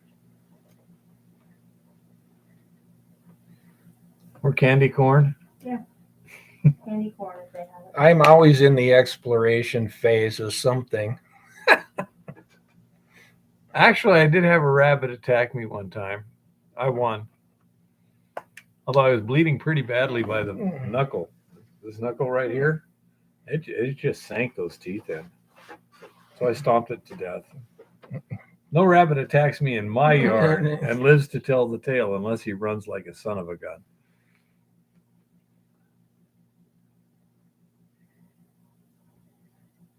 Ooh, that's harsh, Jeff. That's harsh. Subtle, but harsh. Yeah. Yeah, on this, are you really even in the exploration stage at this point? Or just Well, in prospecting? Or what? This is more prospecting at this point. I mean, we're in the exploration stage as far as with the copper stuff. And Hope to see some action there next year at this point, but John, no, it's moose singular and moose plural. It's just so damn confusing. that's why you put it on there. Just to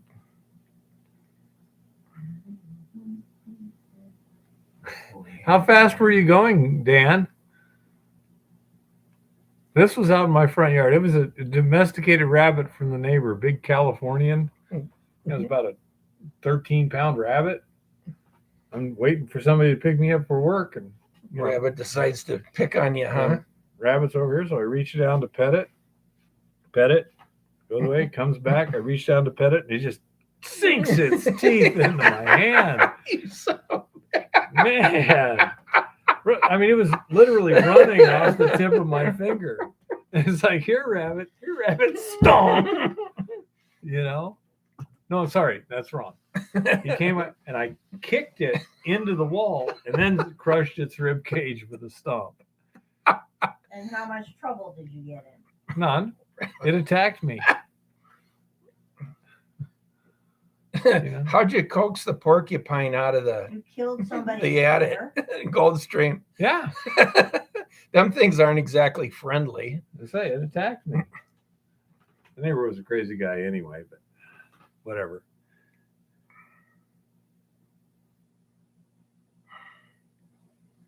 $50-ish, huh?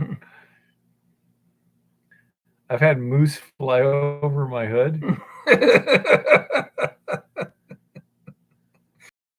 To leave.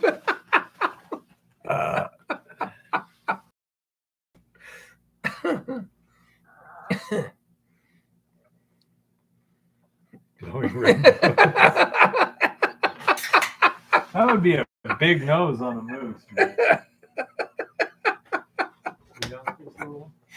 No.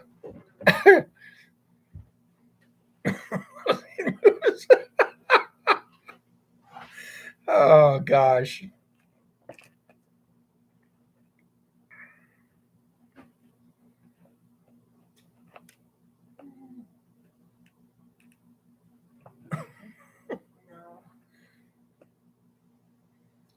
a good thing that he took my medication tomorrow. And he must have realized. Ouch. But no, I'm shocked. I was so shocked at just how uncomfortable I've been since we went to the doctor. Yep. That walking around just did me in.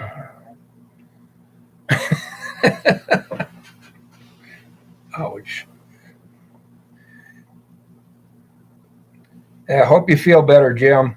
Yeah. We're going to call it here pretty quick, too. We're running out of mining funds, so I think Eva's getting tired yeah, too. it's been a long day, and it's going to be another long one tomorrow, I'm sure. They're going to be staying up late, I'm pretty sure. Election results. Oh, I don't know. I'm going to. I'll stay up for a while, but Santa got run over by a rogue moose. That would make more sense. Oh, we'll try to come back with another subject again next week. And sounds like it's going to be cold again yet for next Monday night. So still, yeah, we ain't not doing too much. Yeah, we have to put Winco on the shopping list to see if they still have more hamburger. And of course, pint jars for more cranberries. Cranberries, pine jars. Yeah, you're not going shopping tomorrow, little one. Well, I hope there's some good news tomorrow, Jeff. We shall see, I guess, but I hope something good comes out of this because we've sure had plenty of bad news. We're running out of structural strength on the floor, little one. Stacking up so much food here. I'm thinking that maybe Lauren would let us store some in the corner of the shop. I don't know. I agree, Dan. Climate control. Yeah. If Me anything, too. it might stall some of this spending, but beyond that, whether anything gets changed is hard to say. Yeah, I agree with that. It's like I'm gonna say we elect us and will, and then they don't. You know. Well, it just turns into they just sit and fight. I don't know. I think that we got hard times coming anyway. No matter what happens, I have a feeling. Oh yeah. The pain I'm isn't just glad I'm over. not living in Europe. Oh, man. Man, those guys are screwed. Yeah, I don't know. We shall see, but thanks everybody for being here again tonight. And Yeah. I think we had a pretty good show tonight, hopefully for you. If there's a specific subject somebody wants answers to get a hold of us because we can definitely bring it up here on the show or get into that. And Jim, I'll be talking to you and we'll kind of figure out what we can do going forward here over the next, couple months or whatever. We got time to do it on Monday nights. Pretty much Goldstream. I don't know. I think competence is different than, what do you call it? I mean, if you're not even trying to do the right thing, I mean, if that's not your motivation, then where does competent? I mean, I'm glad they're not competent, you know. But yeah, Jeff says, "Hope you're healing fast, and we love you, little one." Thank you. Yep. So anyhow, yeah, we'll call it a night. I'm really glad to see you back, Jim. Yeah, really it's good. think It's good. I wanted to be back a long time ago, and it just the way work went. Out of town for a couple months did not help. Goldstream says hugs and get well soon, Eva. I really like the video you brought today. I mean, the raw footage. I think that was a great subject. I really do. I was really happy with I'm that. trying to pick stuff that I'm not finding. I mean, or nobody gave me heads up of things to look at as I kind of move forward in my situations. And the more you understand the area you're working in, the better idea you'll have of where you could maybe find value. Because like that video, when they drifted like that, There had to have been values or they wouldn't do it. It was too much work and too time consuming. I would agree, Kodak. Hey, Mark, did that book get to you up there in Canada? I guess I never heard after I've been gone and everything else, but I hope it did. Cool, Tricky. All right, cool, great. I just wanted to ask that because I never did hear, and I was like, I hope he got it.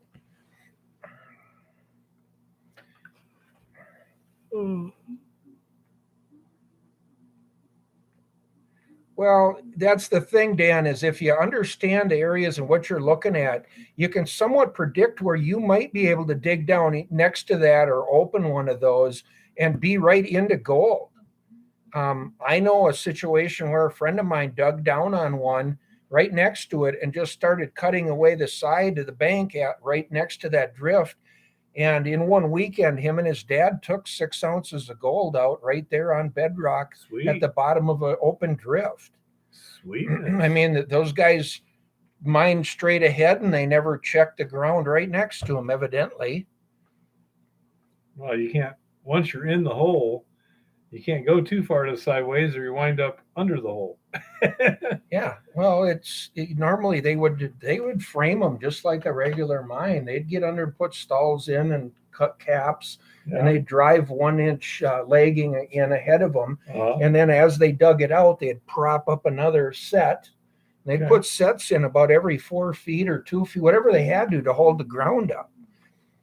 It's quite interesting what them guys did. And the Chinese were a little more crude, but when you dig up the drifts that were white guys, some of them, man, they had them built solid as could be. Yeah, they were built really good.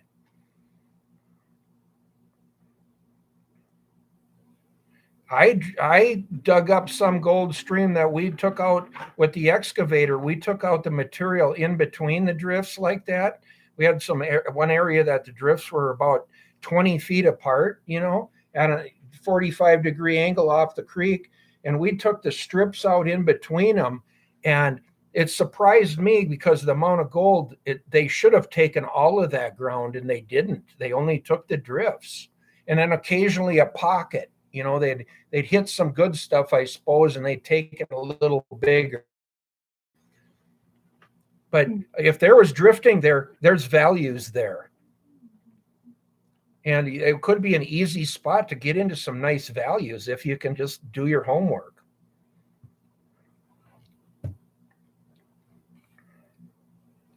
But all right, well, we'll come back with another adventure next Monday, I guess. And